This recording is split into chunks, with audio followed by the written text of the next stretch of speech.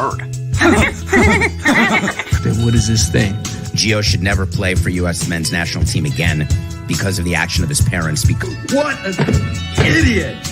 Oh! What type of Muppet does this? Muppets. Absolute Muppets. I'm not going to be the best person to give a whole explanation here, but that's... Booty! Sick! Booty! Fucking deal with it. What are we really doing?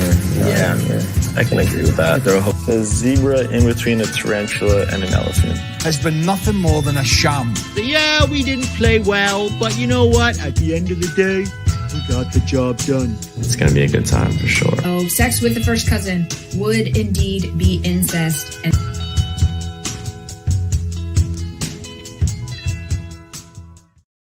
nothing I can do. Total eclipse of the nutsack. I am sick of the eclipse. Welcome to the Straight Red Card. Brett will be here momentarily. He just got off the plane, drove from the airport, got into his house, and just sat down on his computer.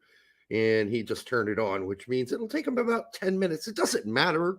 I was going to run the show anyhow tonight because Brett has had no time to put a show together. So back to me again, right? No problem. I could deal with it. By the way, I want to thank everybody who watched the old Jimmy Conrad piece. Why? Well, because it's kind of a piece of history. It was 12 years. Was it 12? 2012? 14 years ago. The comments were great. I really appreciate the comments. Yes, Brett will be here momentarily. Just give him a second. He's turning on his computer, which is so old, it takes 10 minutes. So he'll be here soon. I do appreciate the comment section as well. People are saying, dude, what happened to your voice? Dude, why are you so ugly now? Dude, you really let yourself go. Dude, I was 39 years old. I am now 52. Okay? That's what happens when you get old. Shit changes. You change as a person. You get uglier. That's how it goes. All right? Brett will be here soon, but until he does, we'll start off with the turd. The turd says, welcome back to the Straight Red Card. Brett is back from his pegging convention. He may be sore for a few days, I say so, but fun was had by all. I hope my wife was gentle. She isn't with me. Yes, Brett is back, and he should be here momentarily. All right, let's see what else we got here. Oh, yeah, just wanted to say I am sick of the eclipse. Did you see that photo of that people on a plane to freaking Little Rock, Arkansas? And I guess the stewardess said, hey, everyone here raising their hands because you're going to Arkansas to watch the eclipse. Every single person in the plane raised their hand. Well, I guess I just don't get it. I really don't understand the big deal. I really don't. All right, let's see what we got going on here. I guess we have the battle of what is it? The final of the March Madness. That's tonight. Basketball, NCAA basketball. So we'll have to deal with that. And that's fine. I hope you don't leave for that. I think it starts at like 9:30. We'll be an hour in. I'm not sure where Brett is. He should be here by now. But I did say, hey, I'll see you in 10 minutes when he said, I just turned on my computer. Here we are. All right. Thank you, U.S. Men's National Team Report for $199. Free Hoppy. Back with the Burrow U21s. Yes, he is. I guess the good news is there is at least he's playing. He started for the Burrow Utes, and we'll see where that takes him. Listen, I know, and I've said this, I want to be really clear. I have personal reasons for why I've been such, and I've been very upfront about it. I've never said, yeah, whenever I said I really rate Hoppy, I said, but take that with a grain of salt because I have my own personal reasons for it. I have personal connections. They're a great family in general. I just, I just don't want to give up on them, and I'm not going to tell you my relation. I am not going to. Just I have contacts with family members there. That's it. That's all I will say. And we were in touch quite a bit for a while. Less so since things went a little south. I did not date his mom. No BMR. I did not. Yeah. I don't know if, by the way, Fumar, I don't know if Hoppy's going to make the Olympic squad. Let me see what the fuck Brett's up to. Because really, honestly, Hoppy, that was an eon ago. You on yet? I'm going to ask the question. He should be on soon. A little south, yeah. Good point, Brian. It went a lot south.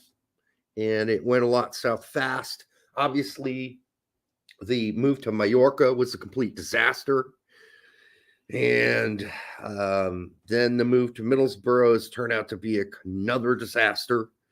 Went to San Jose, had some good games, had a small handful of goals, but nothing amazing happening there. So we've got a lot to cover today, obviously. And I might just go ahead and start the show without Brett because I don't. Nearly there, he says. He's nearly there. Yeah, let it go, buddy. Hoppy had an awful agent. I hope he got fired. I don't know if he's going to get fired or not. But it's not good. Obviously, some of that's got to be on Hoppy too. What did he come across as? Okay, so what I'm saying is Matthew can be a seriously intense guy. So now Brett's thing is saying devices not connected. You're not connected, dude. Devices not connected. What the fuck is that? There we go. Brett, you're back. Where's my background? I don't know. What did you do? What did you do? I've gone there. Finally, it kicked in. Okay. How was the pegging convention, brother? You sore? Yeah. It was a dark, damp room. Okay. Wasn't a very nice one. The turd said his wife was at that too. And he hopes he said he hopes you're not too sore because she's one of the peggers apparently at the convention. I didn't see her. You didn't? Would you know if you did? No. Mrs. Cameraman? Nope. All right. Yeah, like I said, it was a dark and damp room. I could barely see anybody. Okay. He just got pegged all night and it's pure pitch dark, right? Yeah, what can you say? Man, I'm gone for 10 days and the club soda is flat as fudge. It's flat, and is there anything else in that club soda? Yeah, vodka. Okay, awesome. I cheers to having Brett back. Been up since 5 a.m. today traveling. I know. It's crazy. Let me get to the super chat. AJ1410 for $1.99 says, clarifying, aesthetically, UEL better than UCL. Aesthetically, I don't know. Haven't really thought about the aesthetics. Have you, Brett? Because I haven't. I've never actually followed the Europa League, so I have no idea what it looks like.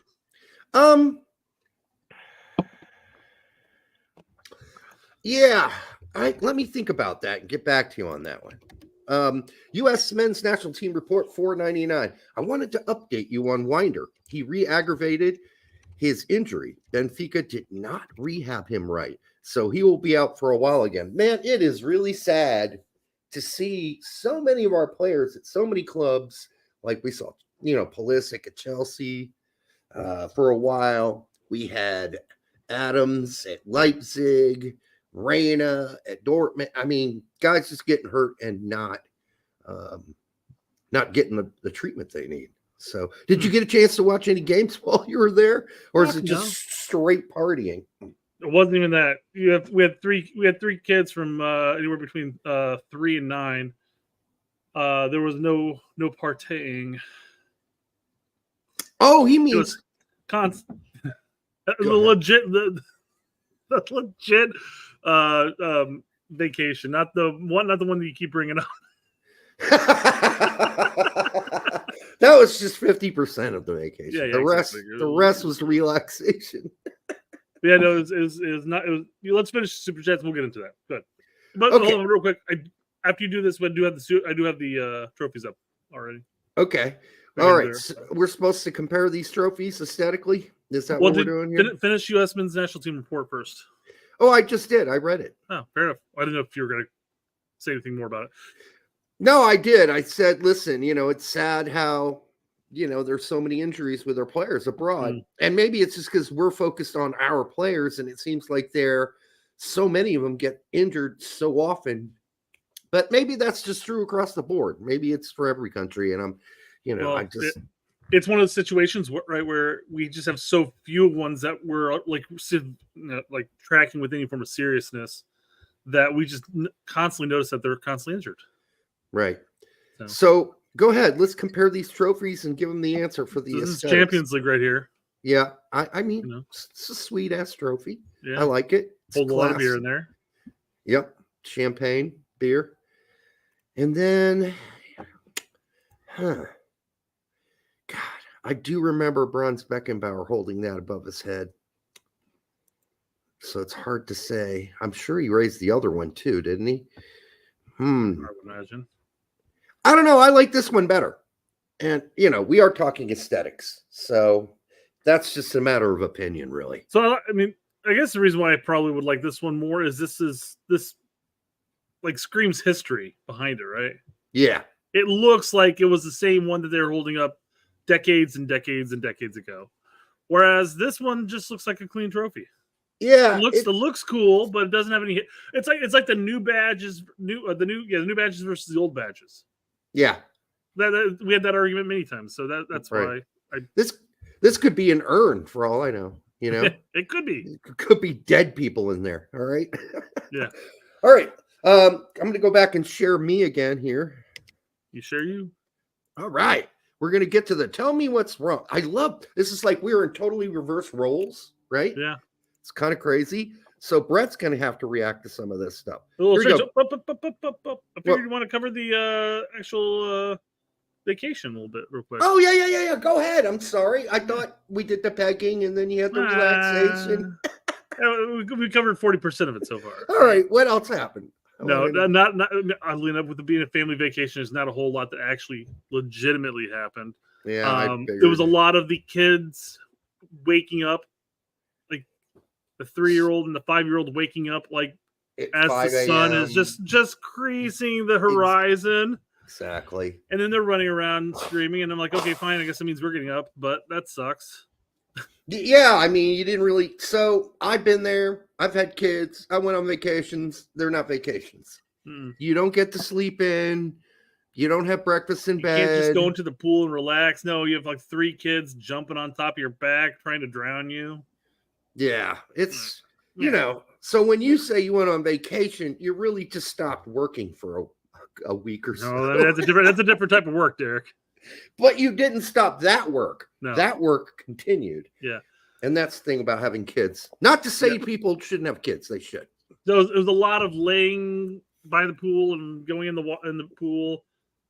We went down to God, I don't even know where Chad was down there at the same time. I forgot where they were even staying, to tell you the truth. But they're a little south of where we were at Cape Coral. Yeah. And actually went out to the beach, but the beach was littered with just a ridiculous number of shells. Oh, so it's like you start walking around and you can't even walk around. Your fridge is just Chad actually cut his foot open. I was gonna say, yeah, that's brutal. So yeah, but yeah, I mean, went out to a bunch of restaurants, and you know what? These beach communities really suck at making a hamburger. Yeah, because it's just beach. It's like they're not strip malls or anything like that, but they're kind of just there because they know you're going to have to eat something, so they don't have to like live up to any high standard. Because you're going to have to go eat somewhere. What it is, unless you're going to an Italian restaurant or a pizza joint, you're going to a seafood place and they specialize in seafood. So you scroll through their menu and here we go, the land portion, and there's only 4 things you can order from there. Should have shrimp, dude. I had some fish tacos. So I'm elevating. I'm moving up and down. You're moving up. Okay. I'm trying to expand.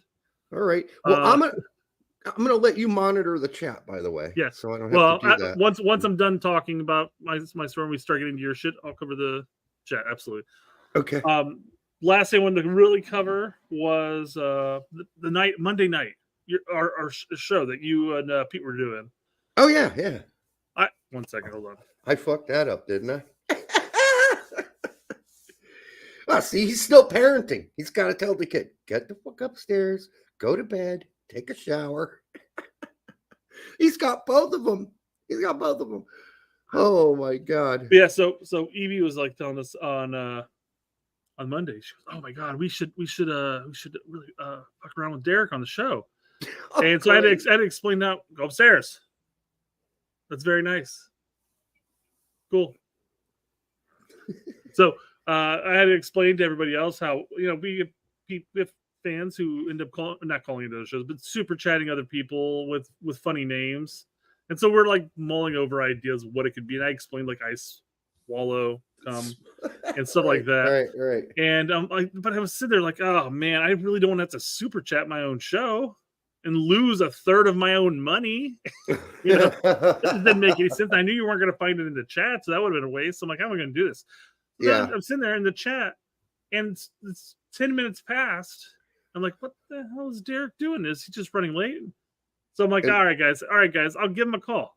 I got the call. And then I gave him a call, and Derek answers, and I can hear him talking to Pete. He's like, yeah, hold on. Hey, is this Brett Corbett? And I go, yeah, what are you doing? And he goes, I'm doing a live show. This is just the way he said it. He's like, I'm doing a live show. And I go, no, you're not. And all of a sudden, Derek goes, I forgot to hit the live. I had to go live. So, yeah, first 15 minutes of the show, lost forever. And, I mean, had you not called, we would have done the whole show. Whole thing. Wasted an hour. It would have been a total blow. You would eventually saw the chat where it's like, where the fuck is Derek? I don't know. You would hope so. But how pitiful was that? Anyhow, I knew it was going to be rough the first go. So, you got to kind of. Fumar's asking if I super chatted, wouldn't the money be going back into our account? 2/3 of the money I spend, yes. Yeah. The other if I dropped $9, I would personally lose $3 to YouTube. So. Yeah, YouTube takes a third, everybody. If you don't know that, that's kind of where it goes. This empty black hole called YouTube. Mm-hmm. Is the chat stop moving? No. Okay. Oh, no, it isn't. I have to continue to scroll down. Anyhow, I'm not going to pay attention. Tell me what's wrong with this, Brett. I'm going to show you something here. That's a great logo. That is a great logo. But by the way, created by me, but perfected by Simon Allen, right? Yeah. Right. All right. Let me Simon Allen, if you don't know him, used to have, and he might still do it. He does it. Yeah. Was it Worldwide Soccer podcast? The Dalai Lama of soccer or whatever? He is the Dalai Lama of soccer. I remember that. He was one of our running arguments with him was he thought Tim Ream sucked. I hope Simon Allen had to eat some crow on that one. That's all I gotta say. All right. It depends on the game he's watching, right? Right, because we were like, he's going to come good. Now, we had to wait until he was 31 to come good. That was the argument we had back in the good old days. That wasn't like the just starting back up era. No, right. This is when Ream was in his 20s.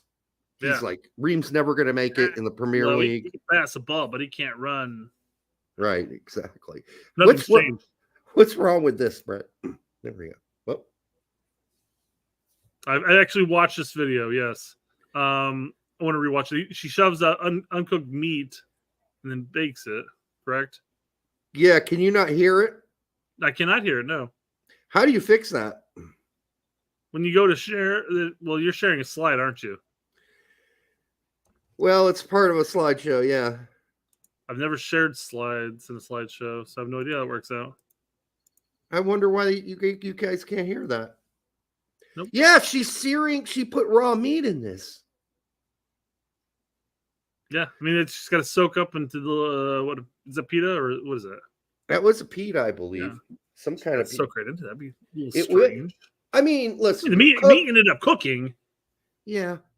I don't know. It freaks me out anyhow. I couldn't put raw meat into a sandwich and then cook it.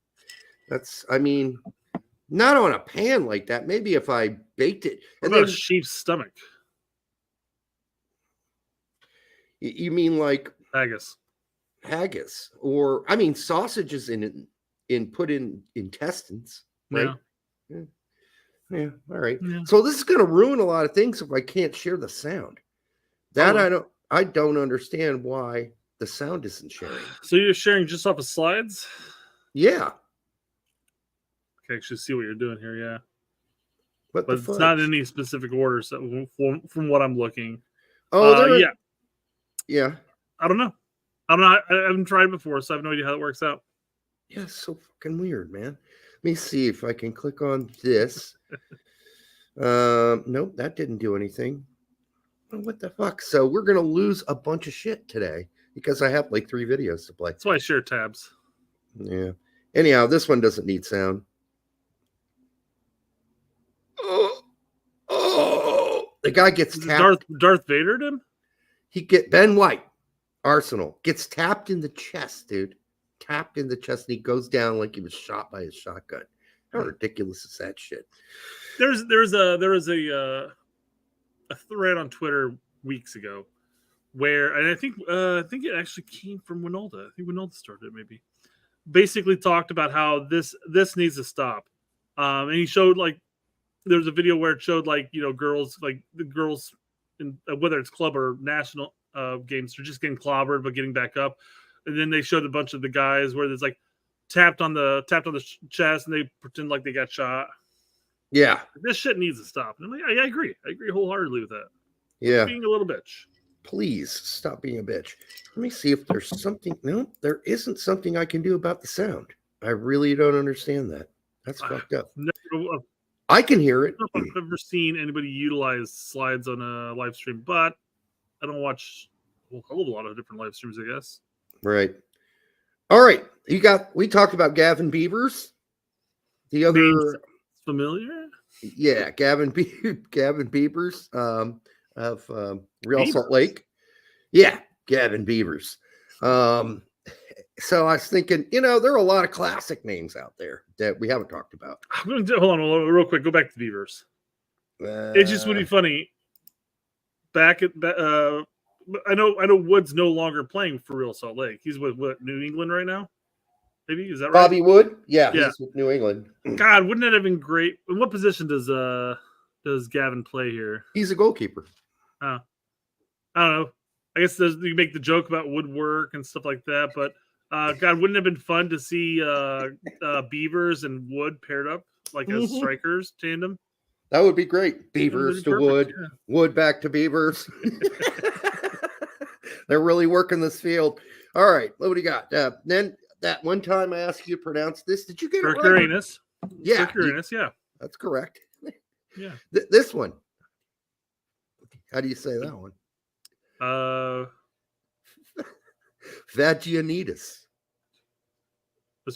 Vaginitis. But the end wasn't in the right place, so I was immediately jumping to vagina, but then clearly the end is not in the right place. So I was like, all of a sudden the Italian came out at me. I was like, he's Greek, obviously, but it's either vaginitis, which I think that's what it is, vaginitis, which sounds like something you'd catch at a whorehouse, right? I got a bad case of vaginitis down there. I had to go to the doctor. He popped all the pimples, and I think I'm going to be good. Put me on some medication. So I think the vaginitis is going to go away. Anyhow, $4 million player, so he ain't no chump. But with a name like vaginitis, you better not be a chump. All right, what else we got here? Probably got picked on as a kid. Sure. Yeah, I'm sure you did.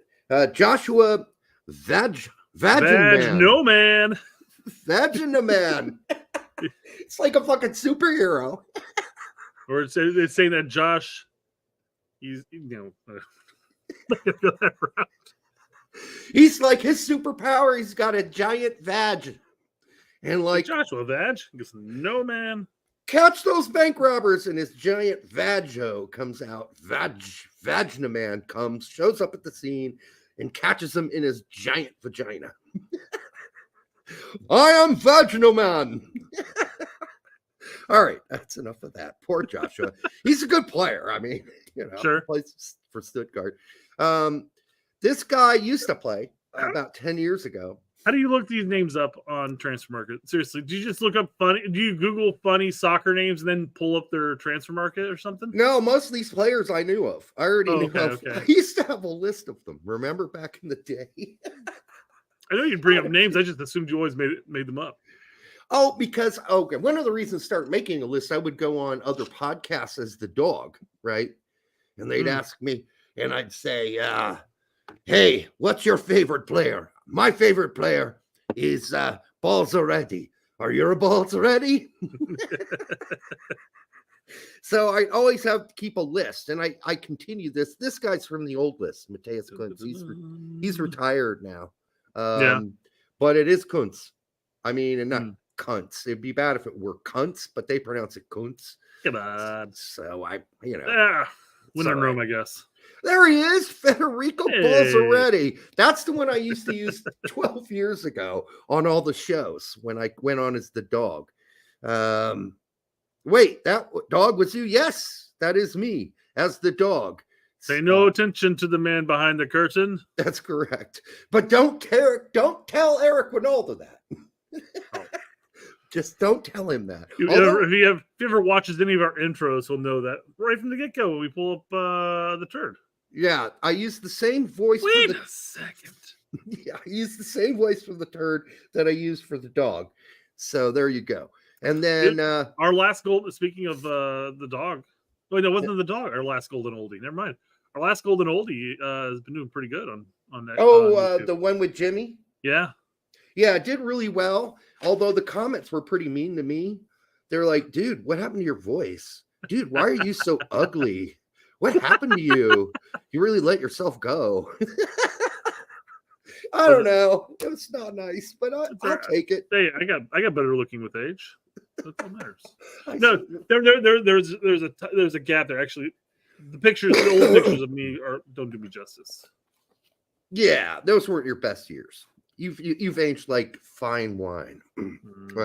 But I am what? I drank myself apparently. I am 12 or 13 years older than you, so let's be fair.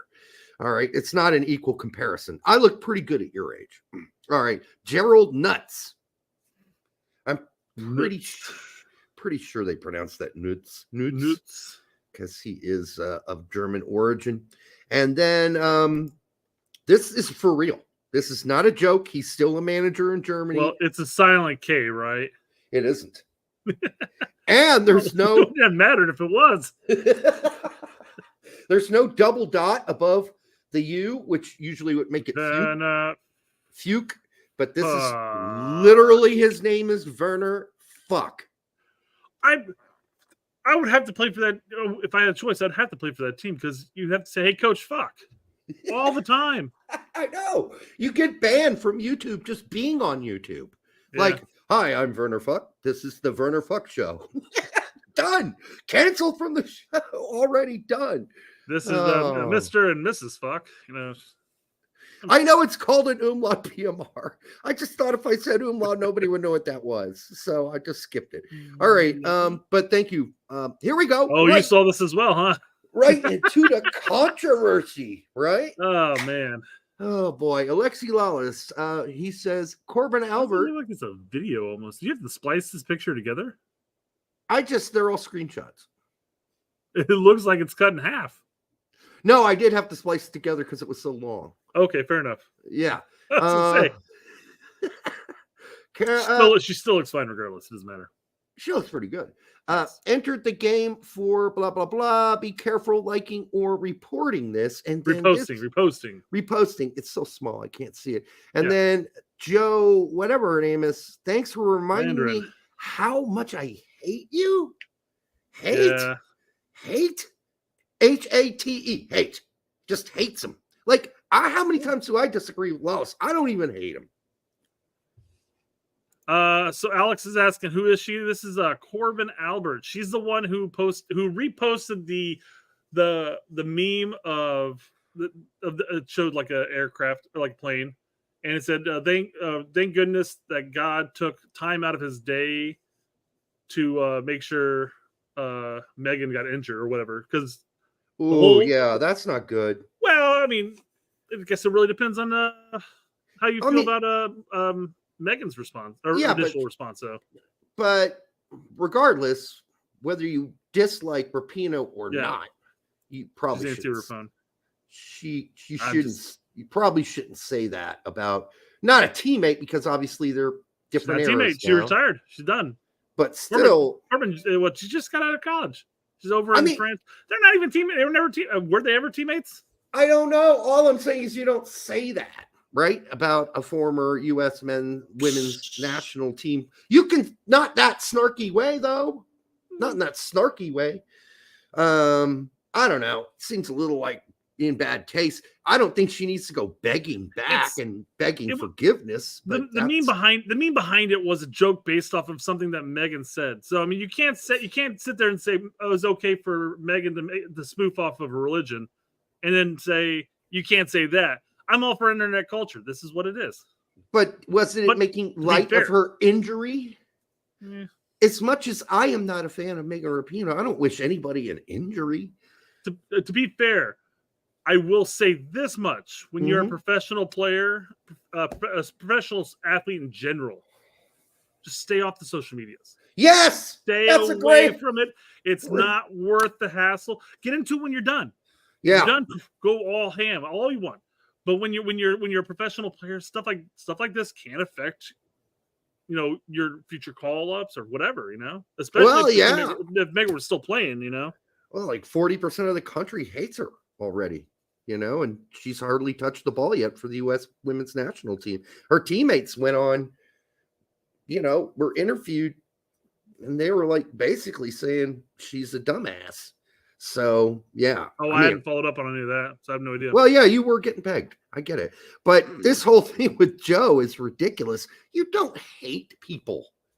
Hate is a very serious word. I mean, Lawless gets this response like 12 times a day. And to Lawless's credit, he understands the internet. And he understands the people that frequent it, and he knows how to handle it. Because he ends up responding saying, "Hey, I don't even know who you are. I'm sure we'd agree on a lot of things, and I wish you nothing but success in life." Something along those lines. I feel really weird, Brett. Like my loins feel weird from supporting Lawless so much these days. Oh, I thought you were referring to this super chat. She gets my juices flowing. Guys, we have to be careful. We have 0.0 female listeners already, according to YouTube. So I'm sure we actually. I know for a fact we got some female listeners. I'm not sure how YouTube really figures this out, but whatever. We had a bunch on when Meg was on the show. We had like 3 or 4 on when Meg was on the show, and then they disappeared right after Meg left. I know there are a lot of females on X that like a lot of our content. That's true. Or why don't they listen to our show? I don't know. Anyhow, can we stay off the hate? That's all I'm saying to this Joe person. Well, I mean, he can hate whoever wants to hate. It's people. I think hate's a serious word, right? Sure. Like he people dislikes them with the deepest of passions. Is that better? Let me put it this way. In World War II, there were whole villages massacred and shot or put in churches and burned alive. And the people that did it didn't even hate those people. Yeah. They were just told to do it, and they did it. So if you hate somebody, that's got to be severe. And I just think there's too much of the word hate thrown around these days. Speaking of hate, here's a love story. Ooh, I married my stepsister after a night of passion. It was weird, fun, and wrong. What? Wrong? Who cares what the trolls say? Well, why did you just say it's wrong? Why did he say it was wrong? I don't understand. Do we know any backstory? I mean, were these step siblings from like toddler age or? My parents just married, so what up? I think they knew each other since they were like, she was 11, he was 12. They both went to college. They ran into each other. They were at a party. She went over to his place. They had as he says, a night of passion that was weird. He said, fun and wrong. So wrong. There's nothing wrong. You're not biologically connected to this woman. I don't know what we're going to have to do. Now, in the subtext here, it said that the family was like humiliated by this. Yeah, a couple of us opened up about how they went from step siblings to husband and wife, and their families and what their families had to say when they found out. They didn't say anything about that. You'd have to go dive in further, I guess. Yeah, I didn't want to read the whole article here, but maybe they approved. I don't know. They didn't. There was. Hey, you know what? The marriage itself, the wedding itself, had to have been super cheap because at that point they just eloped because their family's not going to come to it. Pull up Fumar. He says morally wrong, not legally wrong. I don't know about morally wrong either. There's context behind him. Fumar, really is. I don't know. Not every instance, but there's context behind that doesn't make it morally inappropriate. It's not like they were brother and sister since they were 4. We don't know that, actually. I've never read this article. Well, I believe the article says that she was 11 or 12 and he was 13 when they first met. And then they both went to the same college, and that's where they kind of reconnected. As brother and sister, you would think, but it's not like they grew up for, 18 years as brother and sister. They just didn't. That's not what happened. So Adam Wiggins says you never turn your back on family unless you're a stepsister. And how can we judge is all I'm saying. How do you stand as judge and jury and say it's morally wrong? You can't do that. Can't do that. Life is complicated, man. It's complicated. So, Fumar, what if you knew the girl before the parents knew each other and the parents ended up marrying? Let's say they were high school sweethearts. And then the parents ended up marrying before the kids were even legally able to marry. Right. Is it still betraying the parents' trust? Maybe the parents are betraying their trust at that point. Hey, why'd you marry them? Why'd you marry her first? WTF? So anyhow, it's complicated. I don't think you can just say black and white what the answer is to this. I think it's like to each their own. So yeah. All right. This is aggravating, Brett. These commercials on Twitter are driving me fucking crazy. Wait, she's a fan of our show, actually. She likes a lot of our stuff. I know. But she's also the picture for Dream Singles. But look at those lips, dude. Those aren't hers. Those aren't her lips. Those are fakey plastic surgery lips. I'm sorry, Brett, but that's just not. Those aren't real, dude. And they don't look good. They look like a clown. Like if you're selling your Dream Singles thing with this. She's not an AI bot. She really likes our content. Leave us alone. She got trout lips, as Alex Caven said. That is not natural looking. Who thinks? And you see all these women out there with these fake lips. It's like none of that looks good. Stop doing it. Your real lips were fine. They sucked just as well. Right? We don't need you to have the fake We're assuming. lips. We're assuming there. Those are not real. I'm sorry. No, of course they're not real. No, I don't think they're real at all. Nobody is born with. Don't say lips nobody. like Don't say nobody. There's always exceptions, as Fumar mentioned about the sister marriage or stepsister marriage. Mick Jagger, maybe. I mean, he's got kind of big lips, but not like this though. These look like a balloon got inserted inside her lips, and somehow Dream Singles thinks gives me a boner when it comes across my feed. It absolutely does not. It does the exact opposite. I look at that and go, "What a freak." What if you just put your finger over her lips, and then at that point, does it help? It does, but you still got to listen to her talk too, and God knows what's going to come out of those lips. Well, I mean, who's to say she can talk with those lips? Yeah, believe my breath. Hey, Brett. I love Berg, I don't like that. Brett, can my fucking big Brett? All right. And then I'm sure she's a very lovely AI bot. Right. circumcised versus circumcised. I just wanted to bring this up because I just did some research, and there are pros and cons apparently for both. So you're born with what you're born with. No, you're not. You're born and then you get cut. Right. You just don't have any decision over it at the time. Yeah, true. Right. So that's what my point was. So listen, there are pros and cons, and we're going to move on from the flappy, flippity, floppy conversation. And you guys can't hear this, which sucks. All right. So I'm going to have to sum up. Or you can save for another show that we can pull it up a different way. Basically, I'm going to flip. Shut up. Yeah. Shut up, Pete. And this is ruined.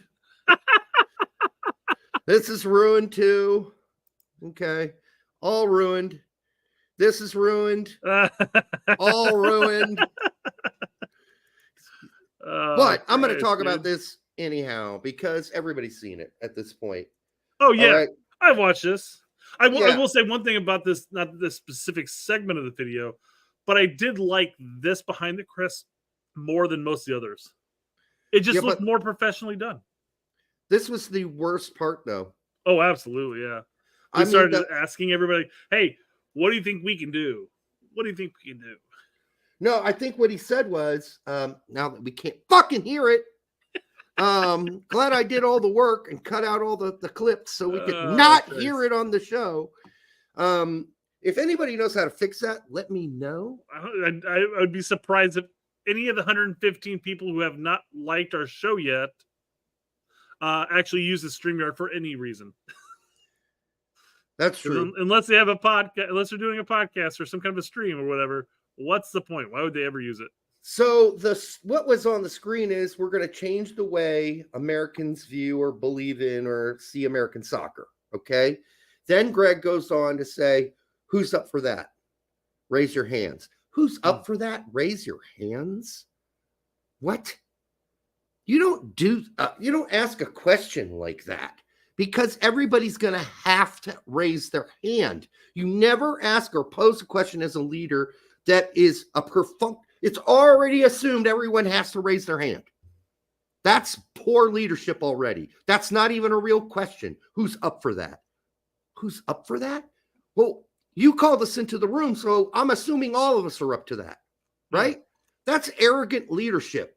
That is like, I'm the professor and you are the children, right?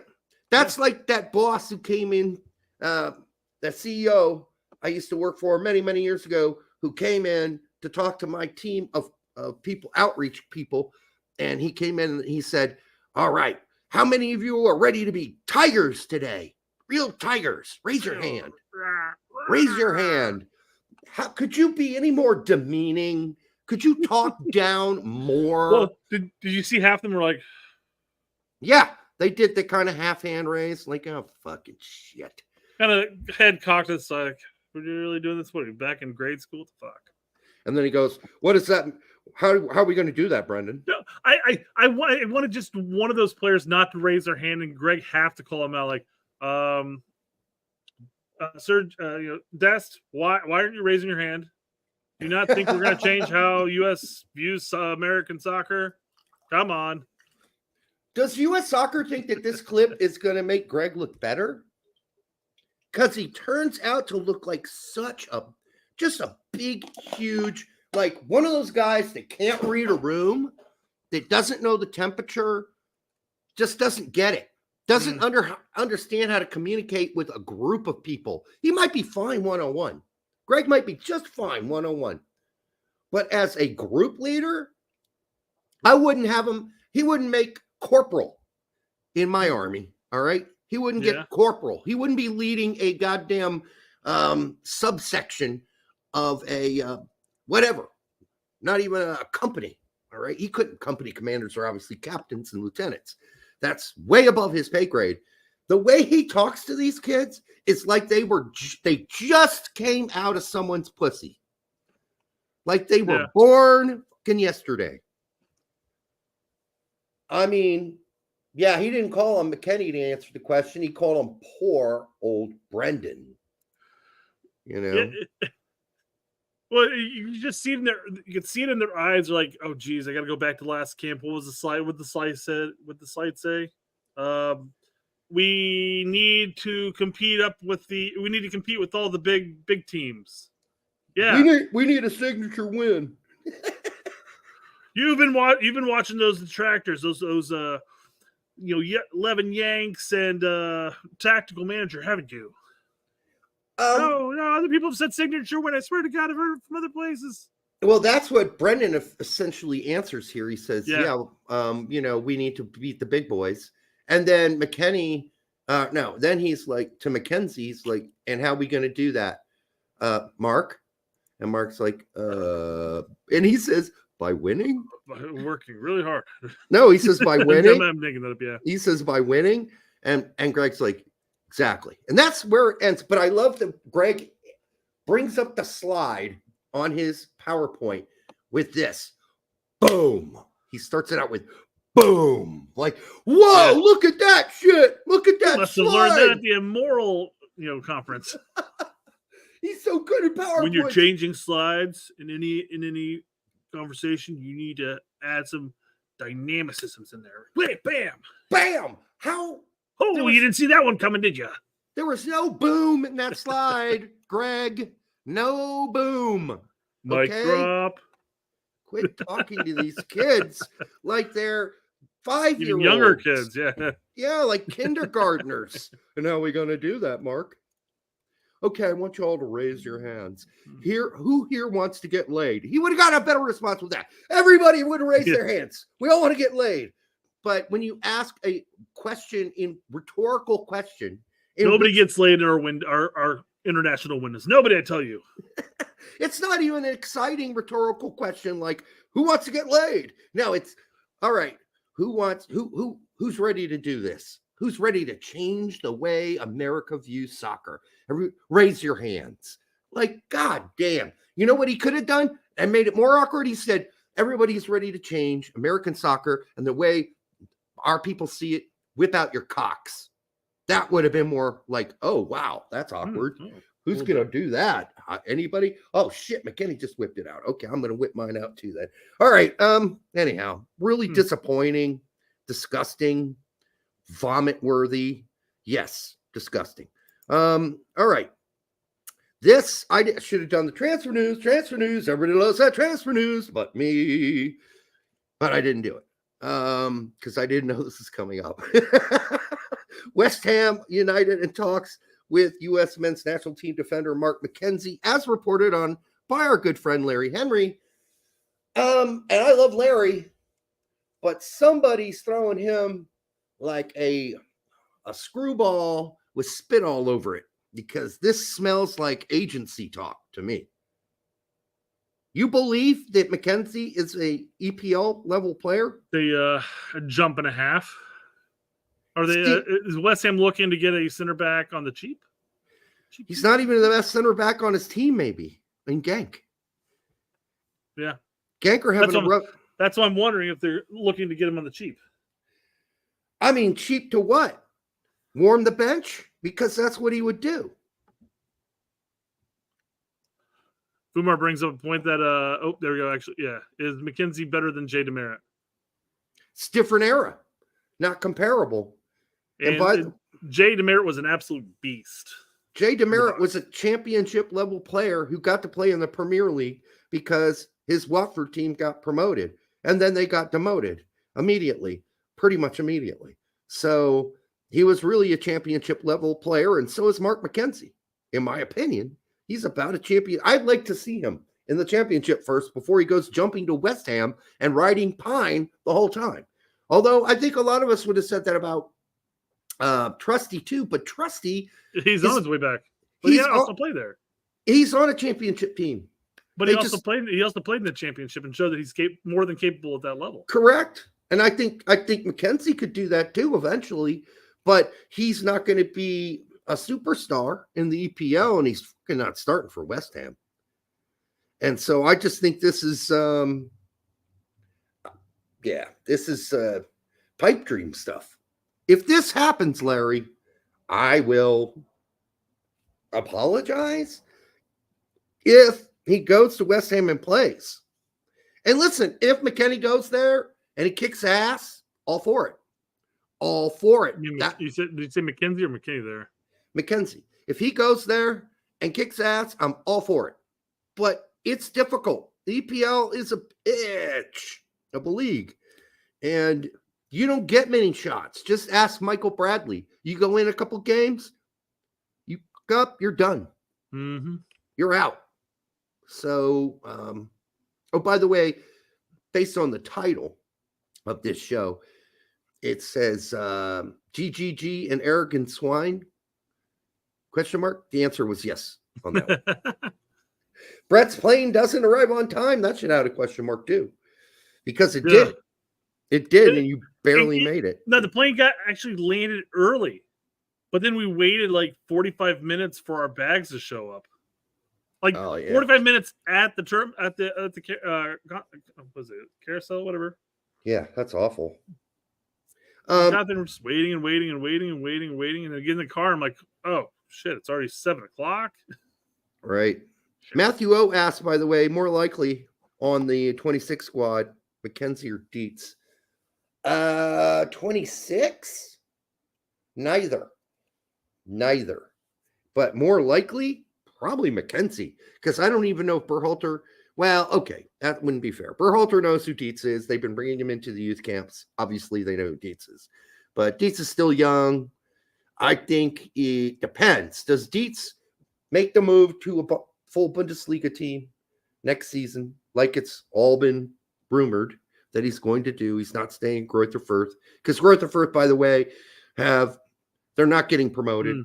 They shot themselves in the foot the last few weeks, so they're not going up. But Dietz is going. He's leaving. Somebody's scooping that kid up in the Bundesliga next season. And if he starts in the Bundesliga and becomes a regular starter and becomes a performer, and he doesn't mouth off to Gregg or throw a shoe at him, he should get called up. He'd probably be a bench guy, though, at 26, more than likely. Jack Pineda says you can't check bags, Brett. I hear you. We were also gone for 10 days. But we did have a washer and dryer in the condo, so we could have easily packed light. Oh, that's badass in that condo then. Yeah. That's sweet ass. All right. Here we go. Tactical Manager says MLS has some weirdos pretending to be fans. They'll get bothered by a tweet promoting USL. Then not mention at the several vlogs I did promoting MLS. On top of that, Gio Reyna was mentioned for no reason. Then delete the reply to my tweet. This is Alex saying, just to be clear, this guy, Tack, hates MLS due to poor quality, but is super stoked about USL. What's the motive here? Hate the MLS quality or the MLS just become a catch-all grievance for these guys, like the deep state has for Gio Reyna fans? I don't know about the deep state guys. Jesus Christ. Well, whenever Alec has a, I'm going to label this as a humorous hate boner for Gio after the World Cup. And he'll throw Gio in there anytime he can. So the post obviously has nothing to do with Gio. I will say, I don't think Tact or Pete's or anybody else's let me rephrase it. There are going to be some that are not going to be this way, but I think most people, the lack of quality in MLS is part of the reason, because you can overlook lack of quality if it's a league that's really showing progression in the way that whether it's promotion relegation added on there, you get rid of some of those Mickey Mouse rules, right. I think the quality aspect of it is part of the reason, not the reason. I don't think he hates MLS. I don't know if he has a team. Like you have a team and I have a team. Orlando. Yeah, but he actually worked for Orlando for a bit. He did. I don't know if he really follows it closely. I don't know if he follows him closely by means, but that's his team. It's his local team. I'm trying to get Pete to become an LA Galaxy fan instead of an LAFC fan. But he's a Chicago Fire fan. What are you talking about? I know he shouldn't be, but he was talking with me about, maybe I need to get into one of these local. But then he was talking about Orange County. Talking about Orange County, because that all occurred during the MLS Next Pro into U.S. Open Cup debacle. Right. We certainly, Brett and I do not hate MLS. We are critical when it's necessary to be critical, but we both have teams we've been following for a long time in MLS. I don't hate MLS. I apparently just hate myself. Yes. I'm a Chicago Fire fan. You're a fucking masochist. Hate's again a strong word. I don't believe either of those two guys hate MLS in any way. We hate some of the things they do. We hate the stupid rules, and hate is a strong word. We dislike the stupid rules. Not always a big fan of Garber, but you got to give Garber credit. He's got the biggest balls in the room when it comes to U.S. soccer. Sucking his balls, licking his balls, and his taint on a regular basis. MLS and U.S. soccer for about 30 years. Doesn't mean, of course, he's going to walk around like his shit don't stink. Yeah, but Batson doesn't need to wear knee guards and be constantly down there sucking his ball sack. Otherwise, his knees will get scraped up, Derek. Yeah, giving all those rusty trombones to Don Garber, it's got to be painful after a while. But yeah, I mean, Alec, I don't know what your deal is with Reyna. I would say, you got a problem, you got an issue. You probably need to work that out with yourself, looking yourself in the mirror a little bit. If you're going to be, going after Reyna because of what he did at the World Cup, like he's the first player to have a discipline problem at a World Cup. He's not. And the fact that, was barely, I think he was still a teenager technically at the time. I mean, give a guy a break. Okay. Jesus Christ. All right. What else we got? Let me see. It's me. It's on me. Here's another one. Oh boy. For the U.S. men's national team fanboys who think that Christian Pulisic is tearing it up, well, he's playing okay in what may be the 5th or 6th best league in soccer. Serie A is only a top 5. Yeah, it's only top 5 league with no teams in quarterfinals of UCL. I mean, is this just recency bias? Because last year they had 2, and then they're in the coefficients. They're the second best league, which I think is high. I think shouldn't probably be. They're third high. Behind La Liga and EPL.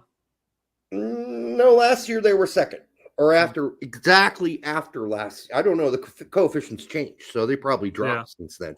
But I mean, come on, man. What is this? I tried to have a rational discussion with this guy, and I said, if you're a U.S. soccer fan, then you should just be happy for him that he's doing good. He's like, well, I'm not. Well, this is the same dude that used to have an American flag and used to be a U.S. men's national team fan, but now he's apparently a Brazil fan, an Argentina fan, and a Mexico fan. Make up your mind, you piece of shit. Pick a team, you fucking idiot. Anyhow, you just sit there and pick a national team. That's lame. You can't have that's the lamest thing you can do as a fan. You can't have 3 national teams. All right, it's fine if you want to sit there and pick a club team you want to support, especially if you're picking a club that's in Europe or whatever like that. You have no actual ties to. Who cares who you really pick? I mean, but a national team, that's just, unless he happens to be Brazilian, Argentinian, and Mexican as well as American. He was just an El Tri fan, but that apparently wasn't good enough, of course, because the U.S. keeps beating them. Well, yeah, Mexico can't even get it hard on anymore, not even with the pill. So now he's got to be like, well, now I'm a Brazil fan. Like this guy, he's not only bleeding Dodger blue, he's sucking up his own cum in his mouth. This guy's the autofillate, symbol of autofillate. This guy is all about him, and he's just a troll. So I shouldn't have even put him on the show. But anybody who used the term U.S. men's national team fanboys, what an unoriginal piece of shit. Got to start out that bad? All right, sorry. It is what it is.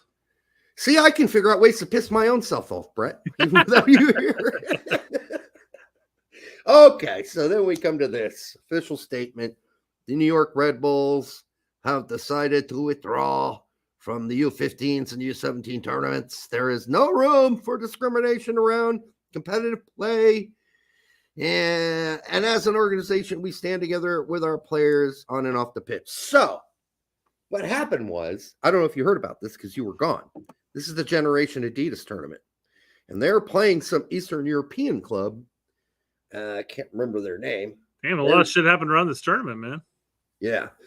So as Tom, don't bogart that joint, my friend, says, breaking New York Red Bulls Academy decided to leave the GA Cup after being victim to multiple incidents of racism. Per sources, U15s were in the quarterfinals today, won't play. Players alleged extreme lack of action by MLS Next last night. Wow. You said they were playing a European team? Yes. Like a European team based in the United States, or a team that's come over for a specific tournament? A team that's come over for a specific tournament. It's an Eastern European team. Somebody probably knows who it is. Why are they participating in the GA Cup? Hayduk Split. Who knows? Somebody got it. Alex got it. Hayduk Split, I believe, is who they were playing. That's who they were accusing of. And listen, if you've been to Eastern Europe before, or you've been to Italy, yeah, that's just out there, dude. They don't care. It's not like there are a bunch of people around them that are going to beat them up for saying some stupid stuff. So they just say it. It just comes out of their mouth. Now, I haven't been to Italy for a long time, but I remember being in Italy, and I certainly remember visiting Eastern Europe. And I got to tell you, it's there. It's out there. Now, the weird thing is, the Philadelphia team just got accused by the Brazilian team they were playing, a youth team, of the exact same thing. But here's the question, Brett. You're on an open field. I've got that pulled up, yeah. You're a ref. You can't hear motherfuckers calling each other names? Like, if you're the ref, you can hear that. People calling each other names on the pitch. You're generally only like 15 feet from the play. 15 yards. You got a thick Croatian accent, and maybe you use a term, and maybe it's not like right next to, maybe it's behind him like 30 yards. You can't hear him because everybody else is yelling. I don't know. There are not many fans there either. It's pretty quiet. I don't know if you've watched any of these GA Adidas games, but it's just like moms with their orange slices on the sidelines. No club is going out and supporting their youth academies like that. It's not going to happen. So, question is, all right, if you're a player and somebody just called you the N-word, for example, I'll be going straight to the ref and said, that mother just called me this. Did you not hear that? If you didn't hear it, pay attention, because he's probably going to say it again in the game. I don't know. That would be acceptable. You could say, hey, pay attention to him. He fucking said that. Yeah. Because obviously at that point, if you just go up to the ref and say, like, oh, he said this, at that point, it's like a he said, she said. I mean, you just all of a sudden cut off and take, well, he said that you said that. Right. I mean, it's going to be tough at that point until you hear it. I mean, when I was a player on the field, and I'm just saying, okay, I could hear all kinds of shit being said. All right. And I knew the ref could hear it too. It was like 10 yards away. He heard all that shit. So either they're not paying attention, or there is no process in which you can make a report to the referee and say, hey, this guy just called me this. You need to listen to what he says going forward, because he's saying this, and you know what that means. And then at least the ref has but there's no process for that. So the players never approach the ref until later, after the game. You can't do it after the game, and the game's over. Yeah. You got to do it during the game. At that point, what's worse going to happen there? Like, they miss up, the guy misses out, maybe like a one game where you can't do anything about it. Yeah. Right. Well, Al Weinstein is saying tattletale.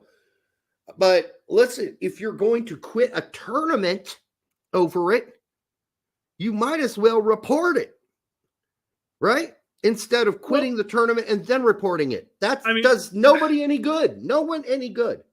I guess at that point the game's already over. Why? I mean, I understand you make a statement by saying, "Yeah, we're back. There's no room for racism."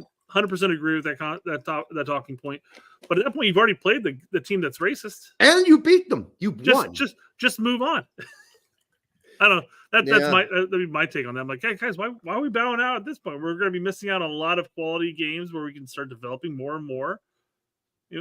because we beat this Eastern European side that said some naughty words. Well, listen, I understand the details and the exigencies of this and all the complications that could come out of teams making false reports about this shit, because that's what Philadelphia is now saying about the Brazilian team. They're like, nah, dude, that was the other way around. They're the ones saying the shit, not us.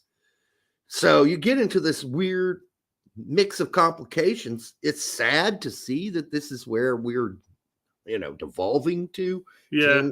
But I'm gonna pull up the Philly thing later. Okay. Like I got MLS's take on it. Well, you probably can pull it up now because I'd have to. Is it your last slide?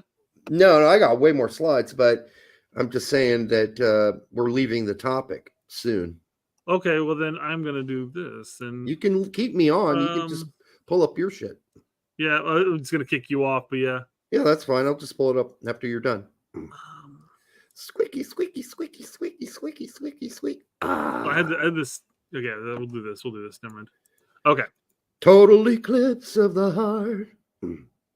All right. Statement from MLS Next. MLS Next is aware of the incident that occurred after today's U17 match between Philadelphia and Flamengo, and a review is underway. MLS Next will not comment further during the pendency of the review.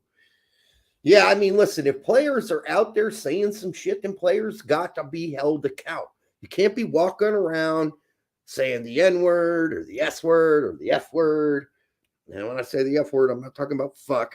You know what I mean?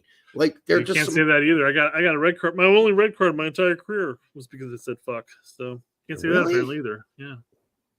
I broke up a fight actually. Wow, we swore like sailors. My I know I've mentioned this before on the show, but I was up at Northern Indy playing at a tournament, and my Michigan side of my family came down to watch. It's the only game they've ever been able to come down and watch. 15 minutes into the game, a fight between one player on my team and the player on the other team started happening. I got in between them. I pushed them away, and I told the other guy, back the fuck up. And the ref comes over and gives me a red card. Only person that got a card in that entire scuffle.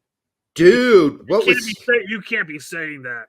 Was he a Baptist minister? Must be. I mean, we said all the time, fuck this, fuck that. You missed my pass. Yeah. I'm right over here. We used F constantly. And I don't know if it was just different in the 80s and nobody cared about that shit. I don't know. But that cuss words were the least of the problem. On the field. I mean, there were people, some nasty trick people. So I think Fumar mentioned spitting in the face. Like that was the thing when the ref wasn't looking. Like if you had a major guy, rival dude, I saw a guy spit in other places. Players, well, yeah, it's gross. It's just gross. I was always subtle with my shit, so I'd always like clip people in the ankle a little bit, like just like tap tap tap tap. And they would get so pissed that they'd retaliate. And the ref would just see the retaliation because they weren't paying attention to me, like, clipping their ankles. But yeah, I never actually, I never got a card. I talked a lot of shit, but I had no reason to back it up. No card. I never got a card. Weird. Wow. Yeah. I got plenty. I got a yellow card for taunting. A guy went did a slide tackle. I, chipped the ball over and jumped over. And as I'm running past him, I laughed. Yeah. The ref gave me a yellow for that shit. I'm like, what the fuck? Taunting. Taunting. We're talking about taunting here? Then he gave you another yellow. Yeah. For saying what the fuck? Yeah. All right. Are we going back to mine? Yeah. Oh, you gotta pull it up now. Oh, it's here we go. Yep. Okay. So we'll move on from that. It's just a sad state of affairs. I really do think at this point, you just have to have some protocols. If you hear a player say something like that, you need to report it to the referee so he can pay more attention to that player. Like, otherwise, there's no way to confirm or deny unless you're going to set up a bunch of microphones all around the field and record everything that goes on so you can rewind the tape later and play it to find out what this Hayduk Split player said, or what this Flamengo player said, or what this Philly player said. I doubt, being that the Philly club is so interracial, I would be really surprised. I wouldn't even know what they would say, because obviously the N-word wouldn't be acceptable to their own black teammates. Other words that are nasty, I don't know what you could say that would be acceptable to the whole guys on your own team that you could say to Flamengo. On the other hand, what the hell are Flamengo going to say to us? I mean, how good is their English? And why is there this much shit talking going on anyhow? Play the goddamn game. You're fucking 15 years old, for Christ's sake. I know it's been like 3/4 of a century since you were 15, Derek, but that's how it was. It was very much heated, and you talked a lot of shit when you were in high school. Yeah, but not like racial slurs. That never was a thing. No. I mean, now, it wasn't a thing for any of the teams I played for by any means, but the F word was pretty common back then. Like, get up, you know what? F. Sure. Yeah. Quit being a F. You know what I mean? Bundle of sticks. Yeah. Yeah. I hear you. That was around back then. I'm glad that that's kind of petered out because it's kind of unoriginal at this point, but certainly. Anyhow, we'll move on. Critical that it was okay for you to say, but not the kids today, Derek. Come on. Right. Eric Winalda goes after our homeboy Seb of the video, which I haven't. We're not going to be able to play it. Oh! You mean? do you mean this video? You can play it. Oh, I love it. Of course, I can play it, Derek. God, I love it. All right, we're gonna play the video. Let's play. And before getting out of here, I would like to leave you with one final note. Does anybody out there remember when Don Garber told us that if it wasn't for MLS Next Pro, some of the kids in that program wouldn't even be playing soccer? There was also a guy on their show that said more or less the same. Yeah. Weird. Hey, you know what I'm going to do? Those 2 videos I couldn't play before, I'm going to drop them in the Dropbox. That works. Yeah, do that. All right. So you can go ahead and play that while I do this. To my point, Nelson Rodriguez was on their show, and they could have pressed these upcoming topics here, but yeah. We talked about that before. They could have. Listen, Seb, for all that he says here, which is right, and I don't know why Eric's so upset with him. There's a beef between these two, so that I don't necessarily even know if it has anything to do with the content that Seb is saying. That's not a good sign. I think he's just throwing shade onto Seb, and Seb throws shade back at Winalda. I think it's just back and forth. Oh, didn't he say something about Winalda before? It's a slap fest, yeah. That's right. No, there's absolutely a back and forth. So I don't think Winalda's comment has anything to do with what Seb is saying. I think he's just taking a jab at him, which is fine. They go back and forth. By all means, jab away. Do what you got to do. Yeah, I think it's personal at this point. Although other people try to explain the situation. Motherfucker. Hold on here. To Eric, and he's like, all right, well, maybe I misunderstood then or whatever. But all right, I'm going to drop these in to here, and it will be in the intros box in about, don't go there yet because you know how it needs to refresh. We still have about 30 seconds here, so it's Pete. It's called Pete on Conrad, and Jake, it's called, and those you'll know. It's an intro. Yeah, it's intros. You will figure it out. All right, I'm going to go back and join you. You know here, what? You know? Maybe they shouldn't be playing soccer. MLS Next Pro has seen 8 of its 11 teams already eliminated from the U.S. Open Cup. 4 of those teams eliminated at the hands of amateurs. Oh, that's what the U.S. Open Cup needed. MLS Next Pro. You nailed it, Seb. That is so true. That's not what we needed, and it's not what we wanted. Not for a classic tournament like the Open Cup. And thank goodness. First off, I want to say Chicago Fire is still there. Woo! We play Indy though. I forgot who said on Twitter. They're like, "Hey, Straight Red, who are you going to be rooting for?" Indy. And I said, I'm probably still going to pick Chicago. No, Brett, you're a fucking co-founder of the team. You can't root for Chicago. The hell are you talking about? You No, can't. it was a tough decision, and I took all but 5 minutes to think it over. Jesus. So, Christ. but no. So 7th point ultimately is 100% right. This was the argument, and the Nelson Rodriguez and Don Garber came out and said, "Oh well, we just want to get these boys playing time in meaningful matches against men, real men." And you and I argued like, there's going to be plenty of those teams that are going to flame out in the first round. We're going to do this whole back and forth battle because you want one meaningful game. And then they're going to lose and they'll be out. So they got one whole game to play against guys with actual pubic hair. And then they're out. Semi-pros who actually have jobs, 9-to-5 jobs, and then they go and they practice and they play. They play in USL 2 teams. I mean, yeah, it's not what the people who defended Don and the MLS's stance on the whole MLS Next Pro should be in US Open Cup. You're seeing it right here. Now, I will say New York and Chicago have been absolutely dominant against those 3rd and 4th division teams so far.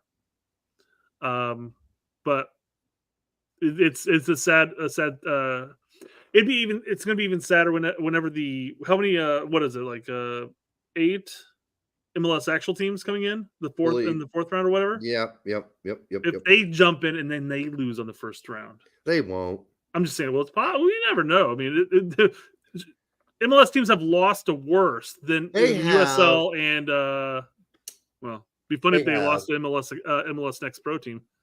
Well, I root for the USL teams every season because I love an underdog, unless it's against LA Galaxy. But I'm certainly rooting for Indy 11, although that last game against Louisville, which was on major broadcast, by the way, CPS, major regular TV. It's crazy. It's crazy that, you've got to go through a paywall to watch MLS. But now my brother can turn on the TV and there's nothing else to watch. And he's like, what's this? Why is Indianapolis on CBS? This is crazy. CBS, normal channel. And he's like, well, I watched it because it was on there. Well, guess what? That's going to win over some people. Yeah. Like if you can just randomly turn on the TV, you got nothing to watch. You want to watch some sports and you turn it on. You're like, oh, Indianapolis. You live in Indiana. You're like, oh, shit, I'll watch that. Indianapolis, go Indy, and then you got a new fan. But calling Seb an amateur, I think that's something with Ronaldo, right?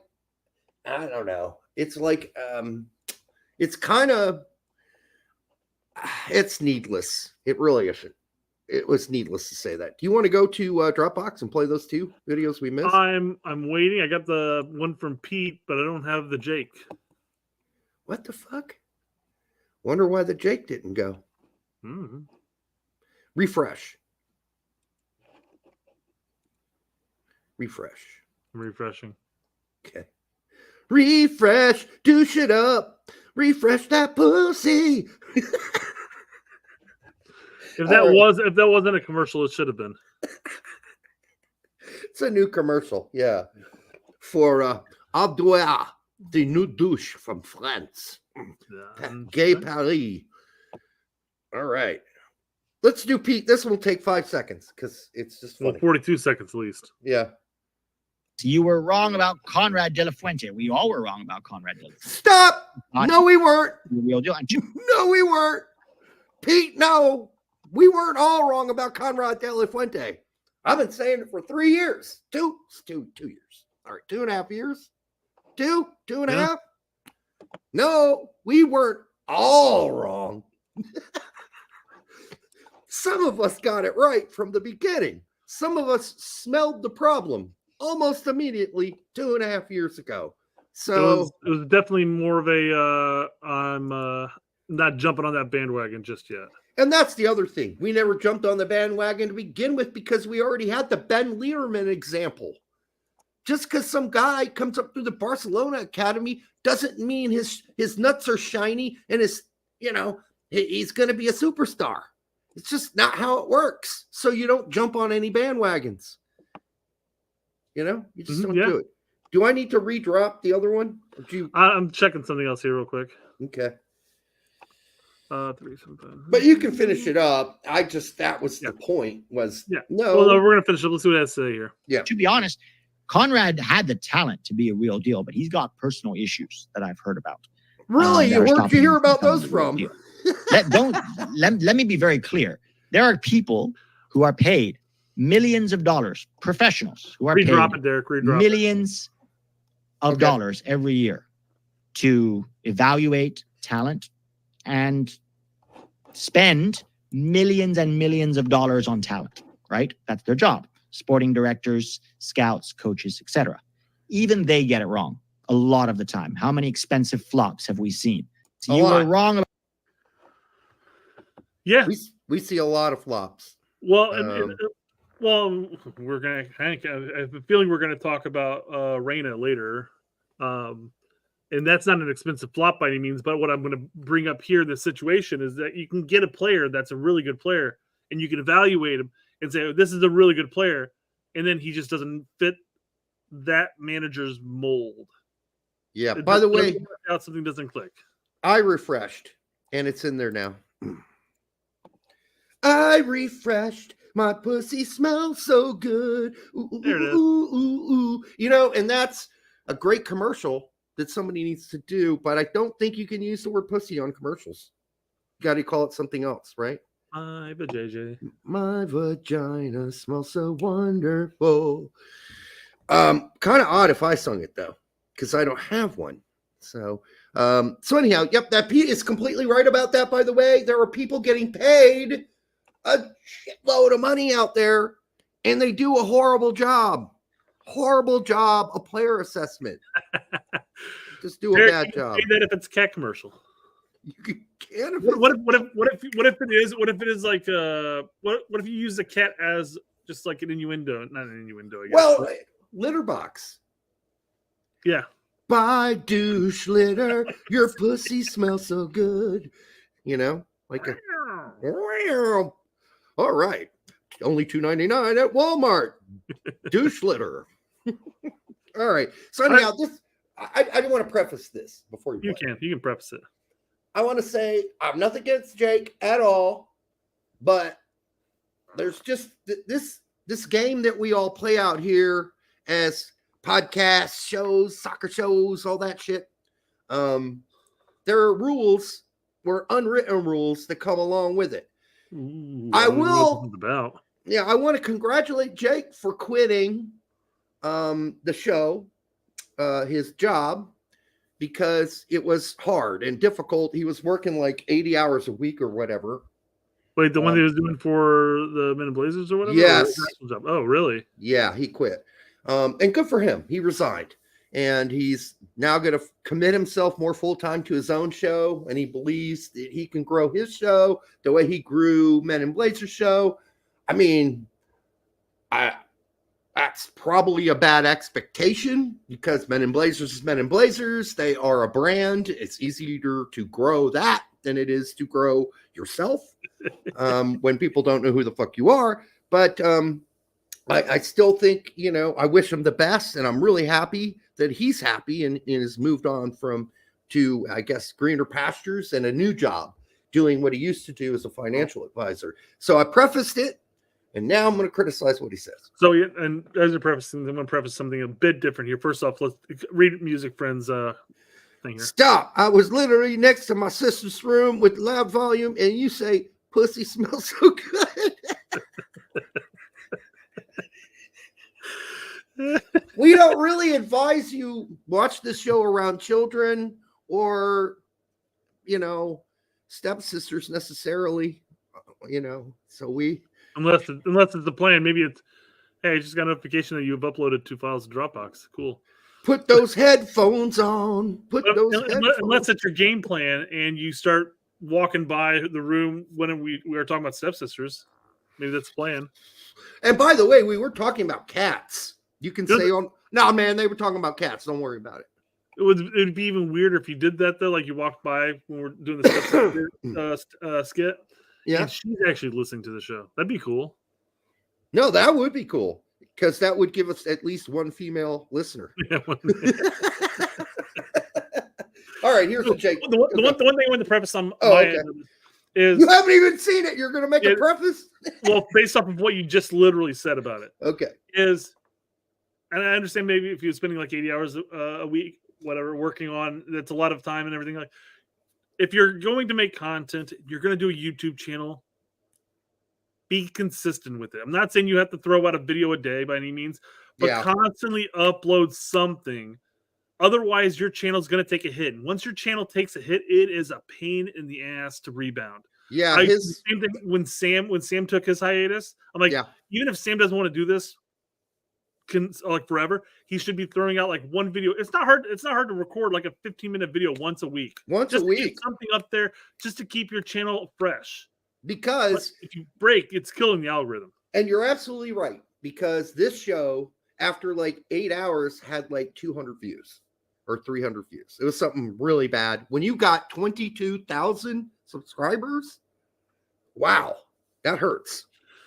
It kills it, and that's why I'm saying if you have to be consistent. And this is maybe something that Jake's going to learn the hard way in this situation. Maybe hindsight's always 20/20. You go back, but I'm just saying if you ever end up making any form of content, especially on YouTube.